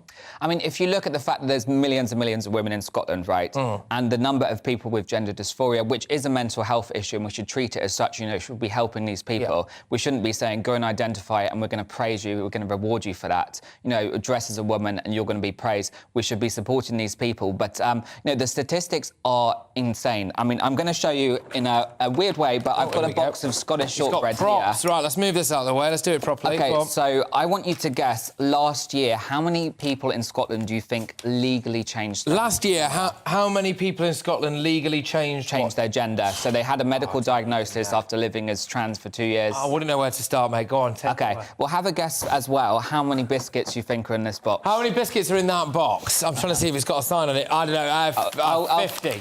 OK, so there's 2 packets. There's about... I was going to say, that's a bigger box, yes, So there's about 60 or 70 Scottish shortbread biscuits in here, OK? Right, and I'm using this to compare how small a minority this is. There were only 30 people in Scotland last year that legally transitioned, that got a certificate, they went through the process. Seriously? 30 people. So there's less people than there are shortbread biscuits in this box right here. So I'm just trying to equate that to how small of an issue this is, how, you know, the Scottish Parliament's trying to debate this as the biggest issue in Scotland, when really the issue is women's rights being taken away.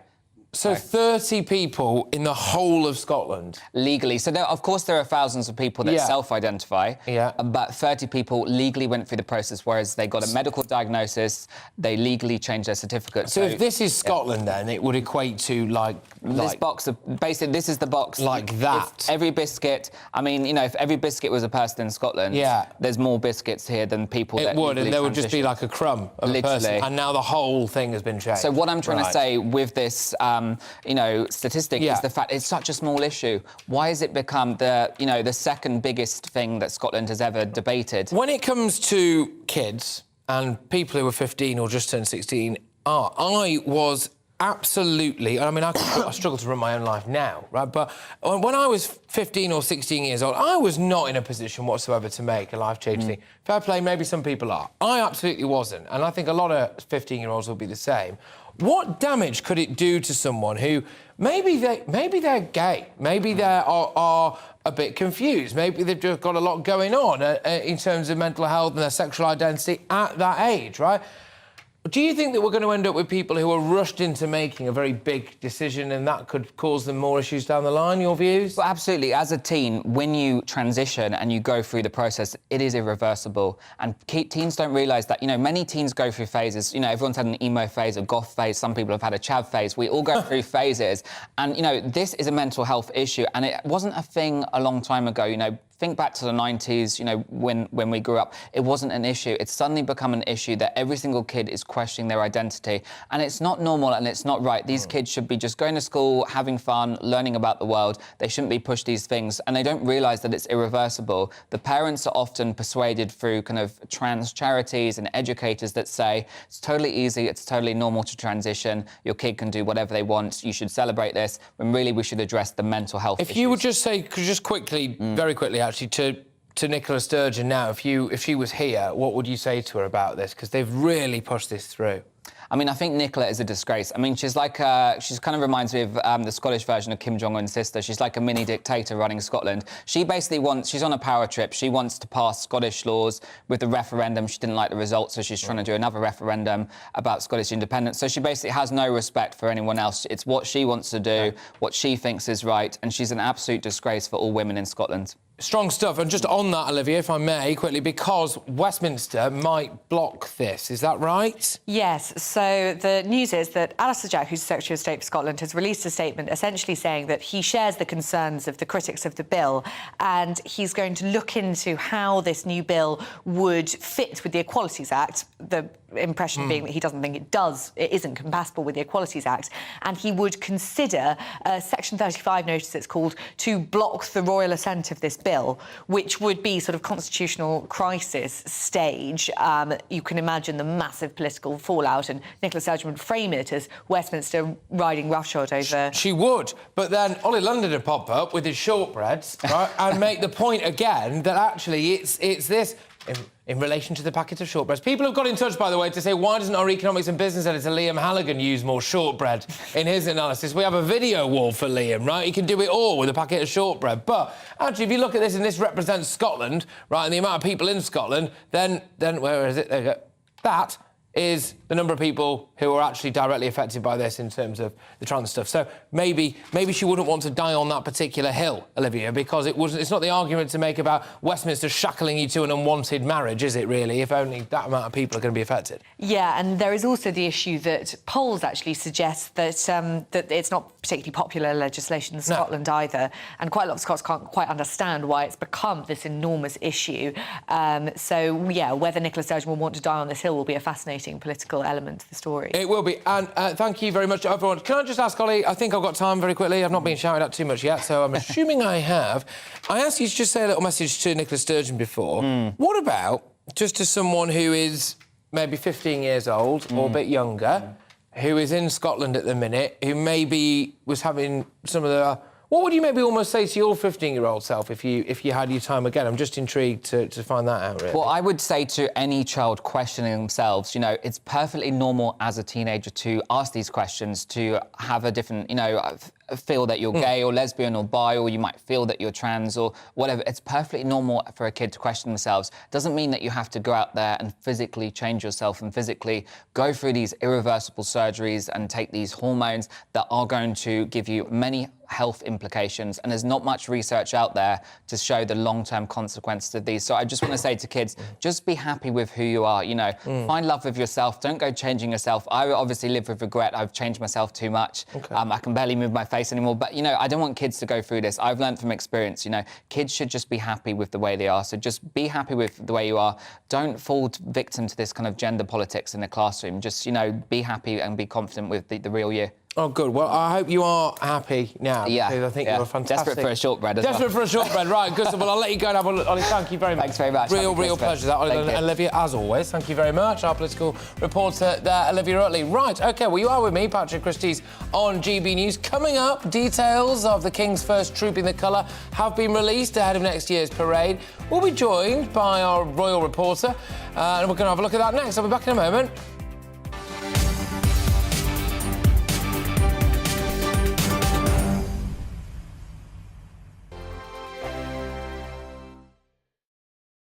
Monday to Thursday nights on GB News. At 6, it's Dubes & Co. 7 o'clock, Farage. At 8, join Mark Stein. And at 9, Dan Wootton Tonight, followed by Headliners. On TV, radio and online. This is GB News. Here on GB News Live, we'll be keeping you in the picture, finding out what's happening across the country and finding out why it matters to you. We'll have the facts fast with our team of reporters and specialist correspondents. Wherever it's happening, we'll be there from 12 noon on TV, radio and online. GB News, the People's Channel, Britain's news channel. Hello, I'm Michelle Dewberry, and you can join me every weekday 6 till 7 on Dubes & Kerr. Me and my panel will get stuck right into the day's events, and I can tell you, in fact, I can warn you, expect some robust debates, some strong opinions and perspectives from both sides of the fence. It's about you at home as well. I love to read out all of your comments, or at least as many as I can. So join me, Michelle Dewberry, Monday to Friday, 6 till 7 on Dubes & Kerr. We are GB News, the People's Channel. Why not take us home with you by visiting the GB News shop at gbnews.store. You'll find all the official merchandise, a really good present actually for yourself, your friends or your family. We ship across the UK mainland at no extra cost. GB News, the People's Channel. I'm Mark White. As GB News Home and Security Editor, I cover those key issues that are so important to you. Our authorities, our communities doing all they can to combat violent crime. With the public services under unbearable strain, why are we still failing to control our borders? Defence, the first priority of any government, has been continually hollowed out. Can we trust our politicians to protect the armed forces? Join me, Mark White, on GB News. We are GB News, right across the nation. You can get us on television, on radio, on digital. We're absolutely everywhere. Amazing! You see, amazing! You remind me of me in the European Parliament. But here's the most important bit. We are not part of the mainstream establishment. We think and speak just like you do. We are the People's Channel. Magnificent. That's really, really thoughtful. Come and join us on GB News, the People's News Channel.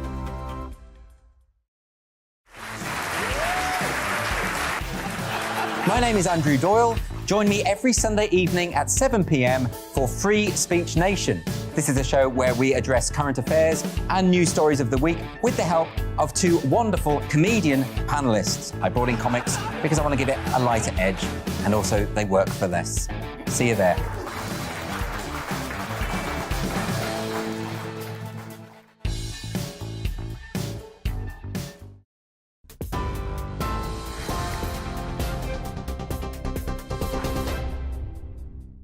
Hello there, welcome back. I'm Bethany Elsey, here to bring you up to date from the GB newsroom. And in the last half an hour, ambulance workers from the union Unison have announced they will stage 2 further strikes in a dispute over pay. Staff from 5 ambulance services in England will walk out on the 11th and 23rd of January. Impacted areas include London, Yorkshire, the North West, North East and South West. Rail fares in England will rise by nearly 6% in March. The government set a cap of 5.9%, a level well below inflation, with the Transport Secretary saying the intervention will help reduce the impact on passengers. It comes as rail workers get ready for more strike action, with RMT members in Scotland walking out on Christmas Eve until Tuesday morning. Air travel is also set to be affected, with around 250,000 passengers being warned of delays as Border Force staff strike from tomorrow. The Gender Recognition Reform Scotland Bill is passed. A controversial gender reform bill which aims to make it easier for young people to transition has been passed in the Scottish Parliament. 86 MSPs voted in favour of the law, while 39 voted against. It will remove the need for a medical diagnosis of gender dysphoria in order to receive a recognition certificate. The minimum age will be reduced to 16, and applicants will only need to live in their acquired gender for 3 months rather than 2 years. And Ukraine's president has told the US his country is alive and kicking and will never surrender. Addressing Congress, Volodymyr Zelensky said military aid is an investment in democracy, not a charity.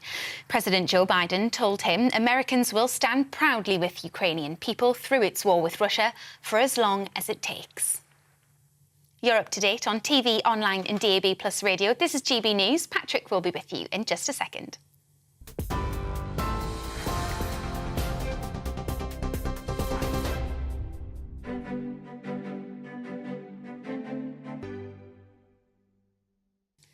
But first, here's a quick snapshot of today's markets. The pound will buy you $1.2024 and 1.1359 euros. The price of gold is £1,493 and 36 pence per ounce, and the FTSE 100 closed at 7,469 points.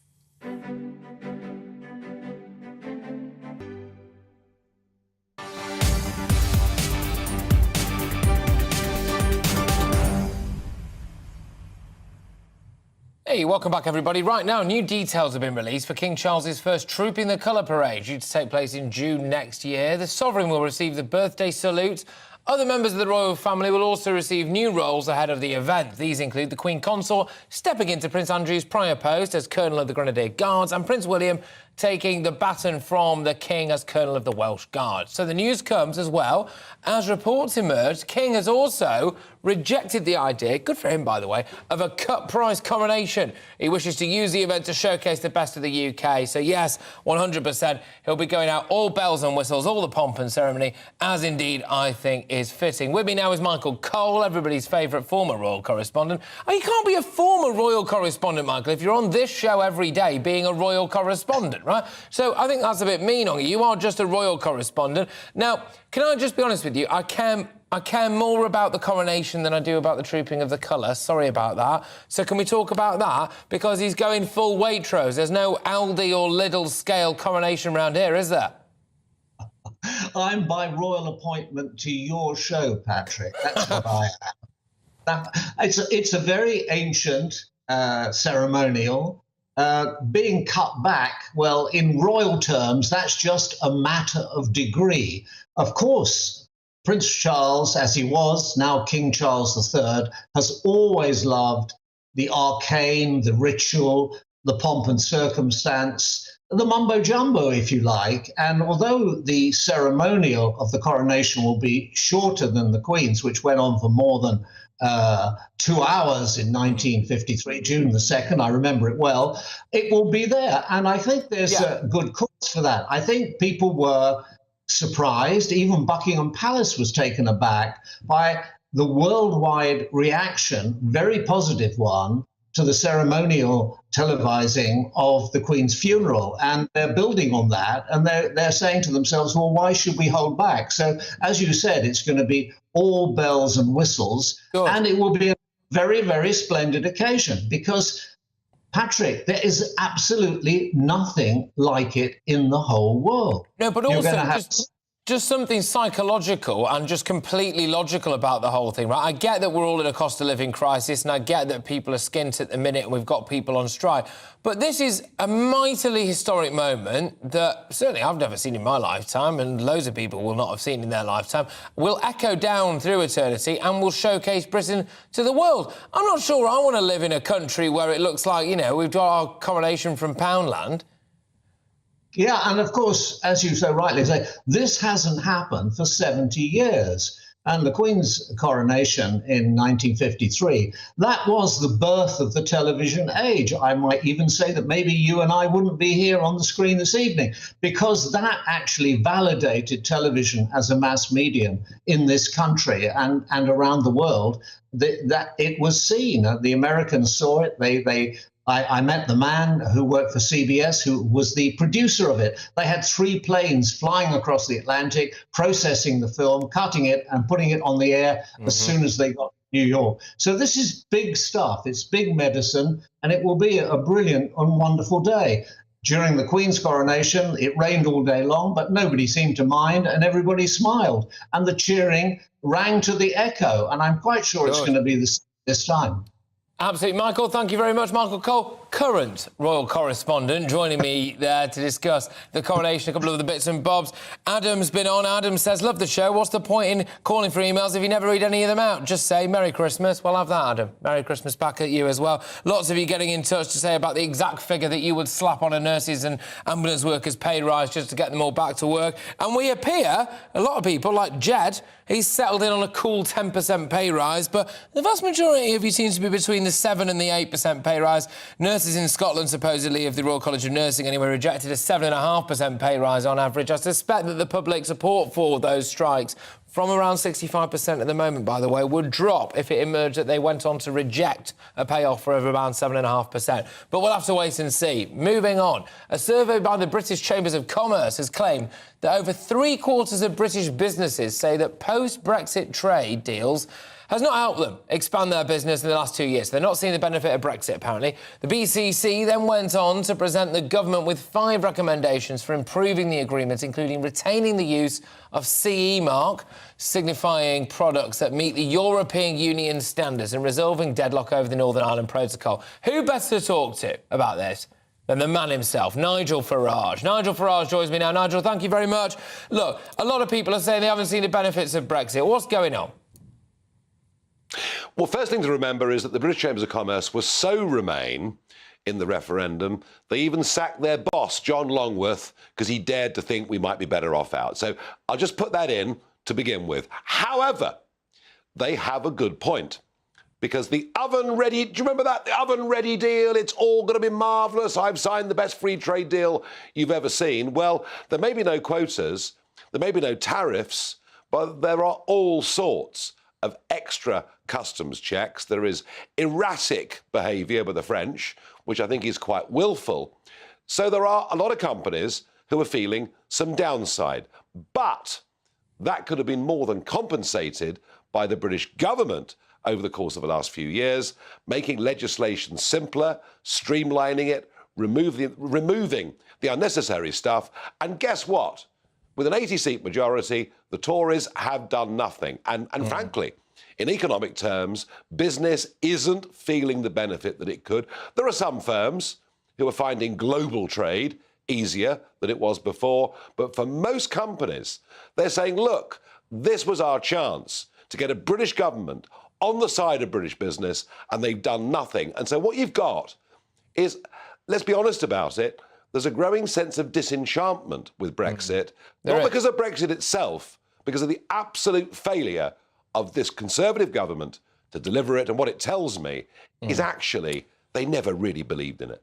Well, I was going to say, isn't it? Because they never really believed in it. And what happens now, Nigel? Because with the best will in the world, people like yourself dedicated a huge amount of time and effort and energy to making Brexit happen just as a thing in terms of the vote. And to see it now, the full potential of it not being reached, I mean, that must smart a bit.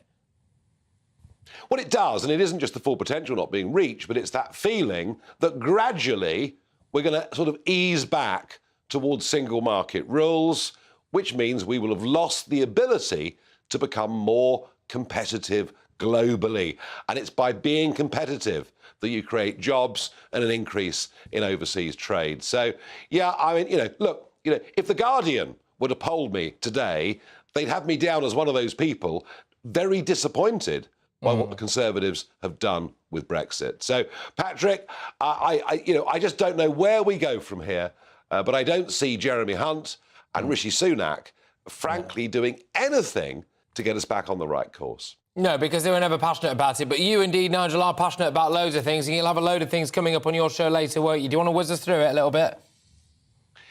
Yeah, no, I certainly will. I mean, I have to say, I look at what is going on at our petrol stations. Why does that matter? Because it's estimated there'll be 34 million people on the move over the course of the next 2 days. We are paying the most in Europe for unleaded and for diesel. And the diesel premium on unleaded is now getting up towards 30p a litre. It feels like we're being ripped off, and yet Sunak may put the fuel escalator back on in the spring of next year. Britain's drivers, all 37 million of them, are getting a very bad deal. I'm going to drill down tonight into the numbers and find out why this issue affects every household. Oh, and by the way, tomorrow people will learn just how much the British population's expanded as they get stuck on motorways for hour upon hour. It's true. That is very true. I'm not looking forward to that. Nigel, thank you very much. Nigel Farage, make sure you tune into his show a little bit later on. He'll be with you from 7 as ever. Right, you're with me, Patrick Christys, on GB News. Coming up now, I asked you, and you have delivered. I didn't ask you for a vegan Christmas, but there we go. I asked you how much your turkey is costing in your local supermarket, and it turns out that it actually seriously is about 150 quid in more. There it is. What is that, 147.50 for a Morrison's turkey? Good grief. Just buy a chicken. Just buy a chicken. See, what's the point? Anyway, there you go. Well, is now the time for a vegan Christmas? No. Peter is suggesting so, well, with their first ever Christmas advert. Yes, we have the John Lewis Christmas advert. We're going to have the Peter Christmas advert. You don't want to miss it. I'll be reviewing it live on air. Back in a moment.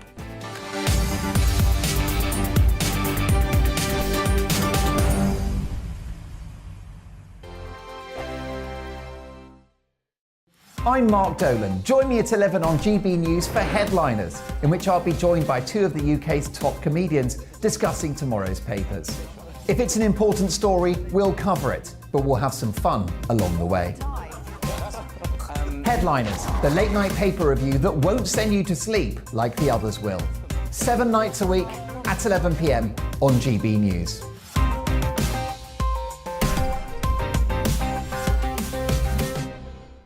Monday to Thursday nights on GB News. At 6, it's Dubes & Co. 7 o'clock, Farage. At 8, join Mark Stein. And at 9, Dan Wootton Tonight, followed by Headliners. On TV, radio and online. This is GB News. Monday to Thursday, 9 p.m. till 11 p.m. Join me, Dan Wootton. I'll bring you the sharpest takes and hottest debates. Do you not believe in prison? I don't believe in prison. I'm completely stunned. I guarantee you there'll be no spin, no bias, no censorship. I actually was personally quite offended by it. And no reason to go to bed. So I guess they've always been quite woke. That's Dan Wootton Tonight on TV, radio and online. Monday to Thursday from 9 p.m. till 11 p.m. on GB News. The People's Channel, Britain's news channel. Join me, Lawrence Fox, on GB News. Frank, fun, fearless, and sometimes serious. Much as I love a Friday night punch-up, what I really want is a battle of ideas. I want to look at things differently. I want to hear different voices and engage with your unique experiences.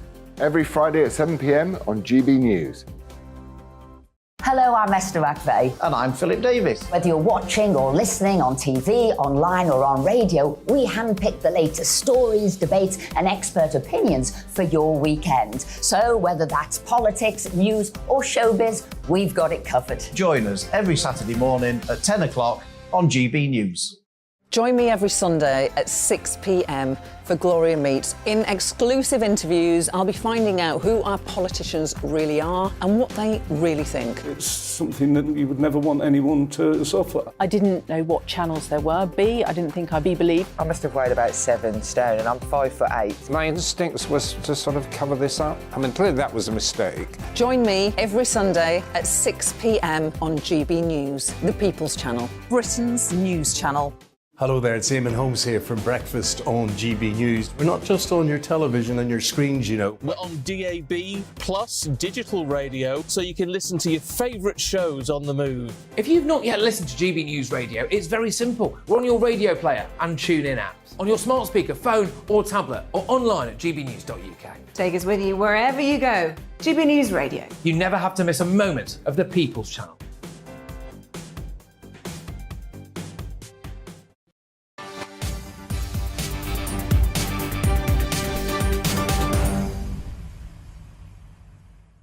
Lots of you have been getting in touch on a variety of the incredibly serious topics that we've spoken about today, but the turkeys is the one that's annoying me the most. Apparently, people are paying £114 to £150 for a turkey. Just buy a chicken. Just buy a chicken. Loads of you have been getting in touch. I didn't believe this anyway, yeah. Lots of you have been saying that, yes, you are indeed paying that amount for a turkey. People are sending me links to the Morrison's website where you can get a 6.75 kilogram one for £135. We're going to be talking to someone from Peter a little bit later on who are advocating a vegan Christmas, and I never thought anything could turn me vegan, but the idea of paying £147 for a turkey is making me want to actually decide to go over and eat tofu. But anyway, there we go. Lots of been getting in touch, so on controversial Scottish gender bill. Don't make that joke, people. Don't make that joke. Stephen says, the only word I can drum up in relation to this Scottish gender bill is sick. Our world has lost the plot. If I died 20 years ago and come back today, I would absolutely believe that some huge practical joke had been played on me. This is in relation to the fact that, yes, OK, trans people in Scotland will now basically, all they have to do is live as their required gender, which as far as I can tell involves changing your pronouns on Twitter and maybe, just maybe, putting a frock on. And you can live that like that for 2 or 3 months and you can basically legally become a woman, including altering your birth certificate. The other slightly more sinister element to it is the fact that rapists can do it as well and therefore end up in women's spaces, and also children. So people who are about 15 or 16 years old, they can make those, well, they're not quite irreversible, are they? But pretty much irreversible life decisions. Liz says, I'm absolutely disgusted by this bill. What must the women of Scotland be thinking right now? Real, genuine women are being systematically eradicated. It's remarkable, isn't it, that Nicola Sturgeon, a woman herself, has been keen to push this through. Well, it doesn't really seem very pro-woman to me, but there we go. We will soon become known as male people. That's from Lynn there. Richard says, I'm a father with a daughter. I couldn't care less what I saw Scottish Parliament says. When I'm on guard outside any changing room, waiting for my daughter, no man will be entering. Can I just say, though, how bleak is that, right? How bleak is that, Richard? I'm with you. I haven't got a daughter. I hope to have one day. But you don't want to be standing outside the changing rooms of the public toilets to make sure a bloke doesn't walk in there.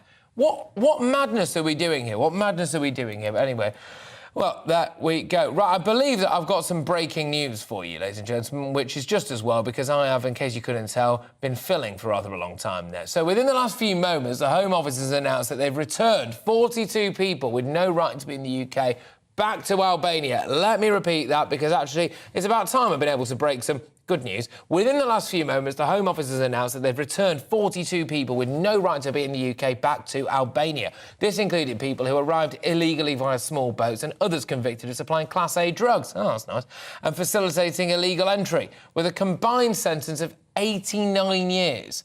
32 were foreign national offenders, 6 failed asylum seekers, 4 non-asylum offenders. 3 of the individuals returned were known to have arrived in a small boat. So the Home Office said those with no right to be in the UK, including dangerous foreign national offenders who flout our laws, should be in no doubt that we will do whatever is necessary to remove them. So there we go. So 42 Albanians have basically been sent home. There you are. This is what the public rightly expects. That's a comment from the government. So, OK, well, there you go. At least something has been doing. Potentially our deal with Albania is actually working now. But what I thought was interesting, slightly buried in that, is as far as I can tell, that only 3 of them were believed, 3 of the individuals returned were known to have arrived in small boat, which does mean that 39 of them didn't arrive in small boats. They just came here by other means, apparently. But there we are. So, yes, OK, well, that is the very latest there. That breaking news that Albanian migrants, 42 of them, with a track record of crime and indeed some of them being done for supplying Class A drugs with a combined prison sentence for all of them of 89 years, have now actually been deported back to Albania. You couple that with the fact that Rwanda flights might be about to actually finally take off, and as well potentially offshore processing. Maybe, just maybe, and I'm whispering this quietly, people, but maybe, just maybe, the Conservative government is actually doing something. But we're moving away from that now, and this is an issue close to a lot of your hearts. And please, I never thought I'd say this, can people stop sending me pictures of the Morrison's turkey that is valued at £147, please? I've seen it now. OK, there we go. Thank you very much, everyone. Anyway, the countdown to that Christmas dinner is well and truly on. But when you see this, you might think twice. It's that turkey again, isn't it? There we go. Yes, you don't need to put your glasses on. That really does say it's about 150 quid. This isn't the only supermarket seeing prices of turkey skyrocket, though. It's led to some people looking at alternatives. Well, look no further, because Peter is releasing its first ever Christmas advert from the point of view of a turkey. So this is an animal rights group, OK? They are releasing a Christmas advert from the point of view of a turkey. They hope it will encourage you to go vegan this Christmas. I'm very pleased to say that I'm being joined now by Margarita Sachkova, who is the Senior Digital Marketing Manager at Peter. Thank you very, very much. First question, is it Peter or Peter? I never know. Thank you so much for having me here tonight. It's Peter. Yeah. It's Peter. There you go. OK, right, I got it right. OK, so you will be having a big vegan Christmas, will you? What's on your menu? Oh, yeah, definitely. And now having vegan Christmas, it's easier than ever. You know, from Aldi to Morrison's to Waitrose to Marks and Spencer, you can find such a huge variety of vegan masterpiece centerpieces. You can have vegan Wellington. There is a lovely vegan turkey that I saw in Tesco yesterday, so I think I'm having that. Pigs in blankets, all vegan, vegan bacon, vegan sausages, and you can even buy vegan fat of a goose for your roast potatoes. So you name it, you can buy vegan option that didn't cost an animal their life, and you can enjoy this season of peace and goodwill without having to kill any animals. This is a win for everyone. How much is a vegan turkey? What's that? How much is a vegan turkey? Oh, you know, that's just another reason to opt for vegan food, as many vegan items are way cheaper than meat, and you know all. Okay, vegan, I'll tell you what. I'm going to stop you there because I've just been told. I can actually now see this Peter Christmas advert. Let's take a look at the advert. Okay, 2 turkeys there. Oh, baby turkey, mummy turkey, looking very sad turkey, kicked out the back of a van turkey. In the middle of a road, turkey picked up by I don't know, what was it now? Sleepy turkey. Gosh, I tell you what, that family is not particularly diverse, is it? That's the thing that stands out for me here. That is a remarkably undiverse family. And the turkey's out. OK, right, it's fine. OK, so good. So the plan is presumably to try to make the turkey seem human so that we don't eat it because we don't eat humans. Well, the turkey's name is Toby, and he's the main character of our brand new Christmas ad. And if you want to watch the full version, just go to Peter UK Instagram. You can find it there. So Toby actually finds a family who accepts him, and he ends up sitting at the Christmas table, not being on the Christmas table. OK, there you go. All right, look, thank you very much. I, unfortunately, will be eating a turkey. But yes, OK, Emily Carver joins you next with Jubes and Co. She's covering for Jubes. I'll see you later on for Mark's Time when I'm on 8 till 9. See you in a bit. Bye-bye.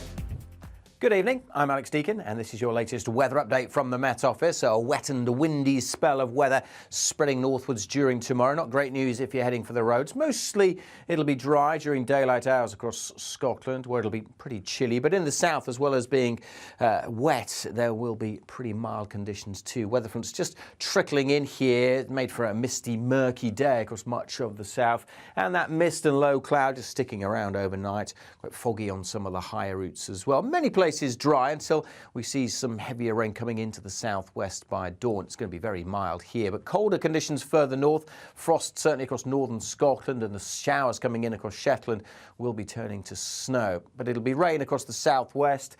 This will be quite heavy rain accompanied by gusty winds affecting Wales, the Midlands, southeast England during the morning. So just something to bear in mind if you are heading for the road. It's going to be very wet. That rain spreading steadily northwards into Northern Ireland, Northern England by early afternoon, and eventually into southern parts of Scotland. Further south, it turns drier and brighter through the afternoon, but still quite blustery and very mild, 13 degrees compared to just 2 or 3 in northern Scotland. Eventually that rain will hit the colder air across central and northern Scotland. Some snow likely on the hills during Friday evening. Showers will follow on behind, and the milder air will continue to push its way northward. So it's pretty mild for the start of the Christmas weekend. Yes, there will be some snow on the hills across northern Scotland, but otherwise it'll be rain showers. Not too many of those across central and eastern parts of England. Saturday generally dry and bright, but it will be quite blustery, a gusty day on Christmas Eve. And as I said, that milder air is continuing to push northwards. So double figures across the south, and 7, 8, 9 degrees further north is above average for this time of year. So it's a mild start to the Christmas weekend, a windy one as well. Staying mild for Christmas Day, but turning colder for all of us by Boxing Day. Monday to Thursday on GB News, it's Bev Turner Today from 10 a.m. We're going to be here for you, our GB News family, to keep you up to date, but also make you smile. The guy went from puberty to adultery. And I can't wait to bring a few of my own opinions. I have no time for cultural totalitarianism. We'll engage in passionate, but always polite debate, with your thoughts and opinions at the centre of it all. Only on GB News, the People's Channel, Britain's news channel.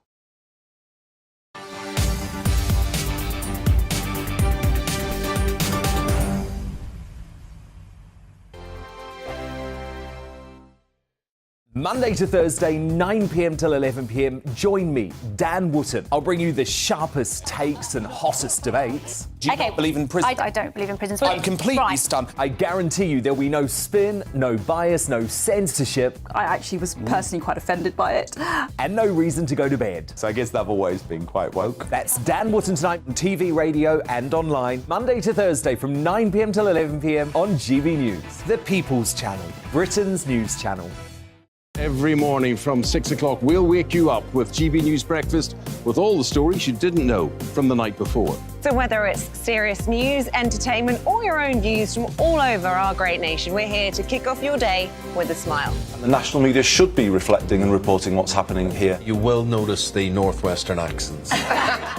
Whether you're with us on TV, radio, or online, every morning it's breakfast from 6 a.m. Hope you can join us. Join me every Sunday at 6 p.m. for Gloria Meets. In exclusive interviews, I'll be finding out who our politicians really are and what they really think. It's something that you would never want anyone to suffer. I didn't know what channels there were. B, I didn't think I'd be believed. I must have weighed about 7 stone and I'm 5'8". My instincts was to sort of cover this up. I mean, clearly that was a mistake. Join me every Sunday at 6 p.m. on GB News, the People's Channel, Britain's news channel. Hello there, it's Eamon Holmes here from Breakfast on GB News. We're not just on your television and your screens, you know. We're on DAB plus digital radio, so you can listen to your favourite shows on the move. If you've not yet listened to GB News Radio, it's very simple. We're on your radio player and tune-in apps, on your smart speaker, phone or tablet, or online at gbnews.uk. Take us with you wherever you go. GB News Radio. You never have to miss a moment of the People's Channel. My name's Tom Harwood and join me 9:30 a.m. every weekday for The Briefing, your one-stop shop for everything you need to know about what's going on in politics today. I wonder if this is a deal that might need to be like the biscuits in this factory, twice baked. Is there not an opportunity here to win out against the extremes? Tom Harwood, GB News. What are you going to do about it? Things should have been done differently, and they certainly are being done differently. Don't miss it. The Briefing with me, Tom Harwood, 9:30 Monday to Friday on GB News. Hello, I'm Simon Evans. Join me on GB News for Headliners at 11 p.m, where I'll be joined by 2 of the country's top comedians as we take a look at tomorrow's newspapers tonight. If it's a big story, we'll be covering it, I guarantee, but we'll also have some fun along the way. That's GB News headliners at 11 p.m. We won't put you to sleep, unlike some of the other paper review shows out there. So join us, 11 p.m, 7 nights a week.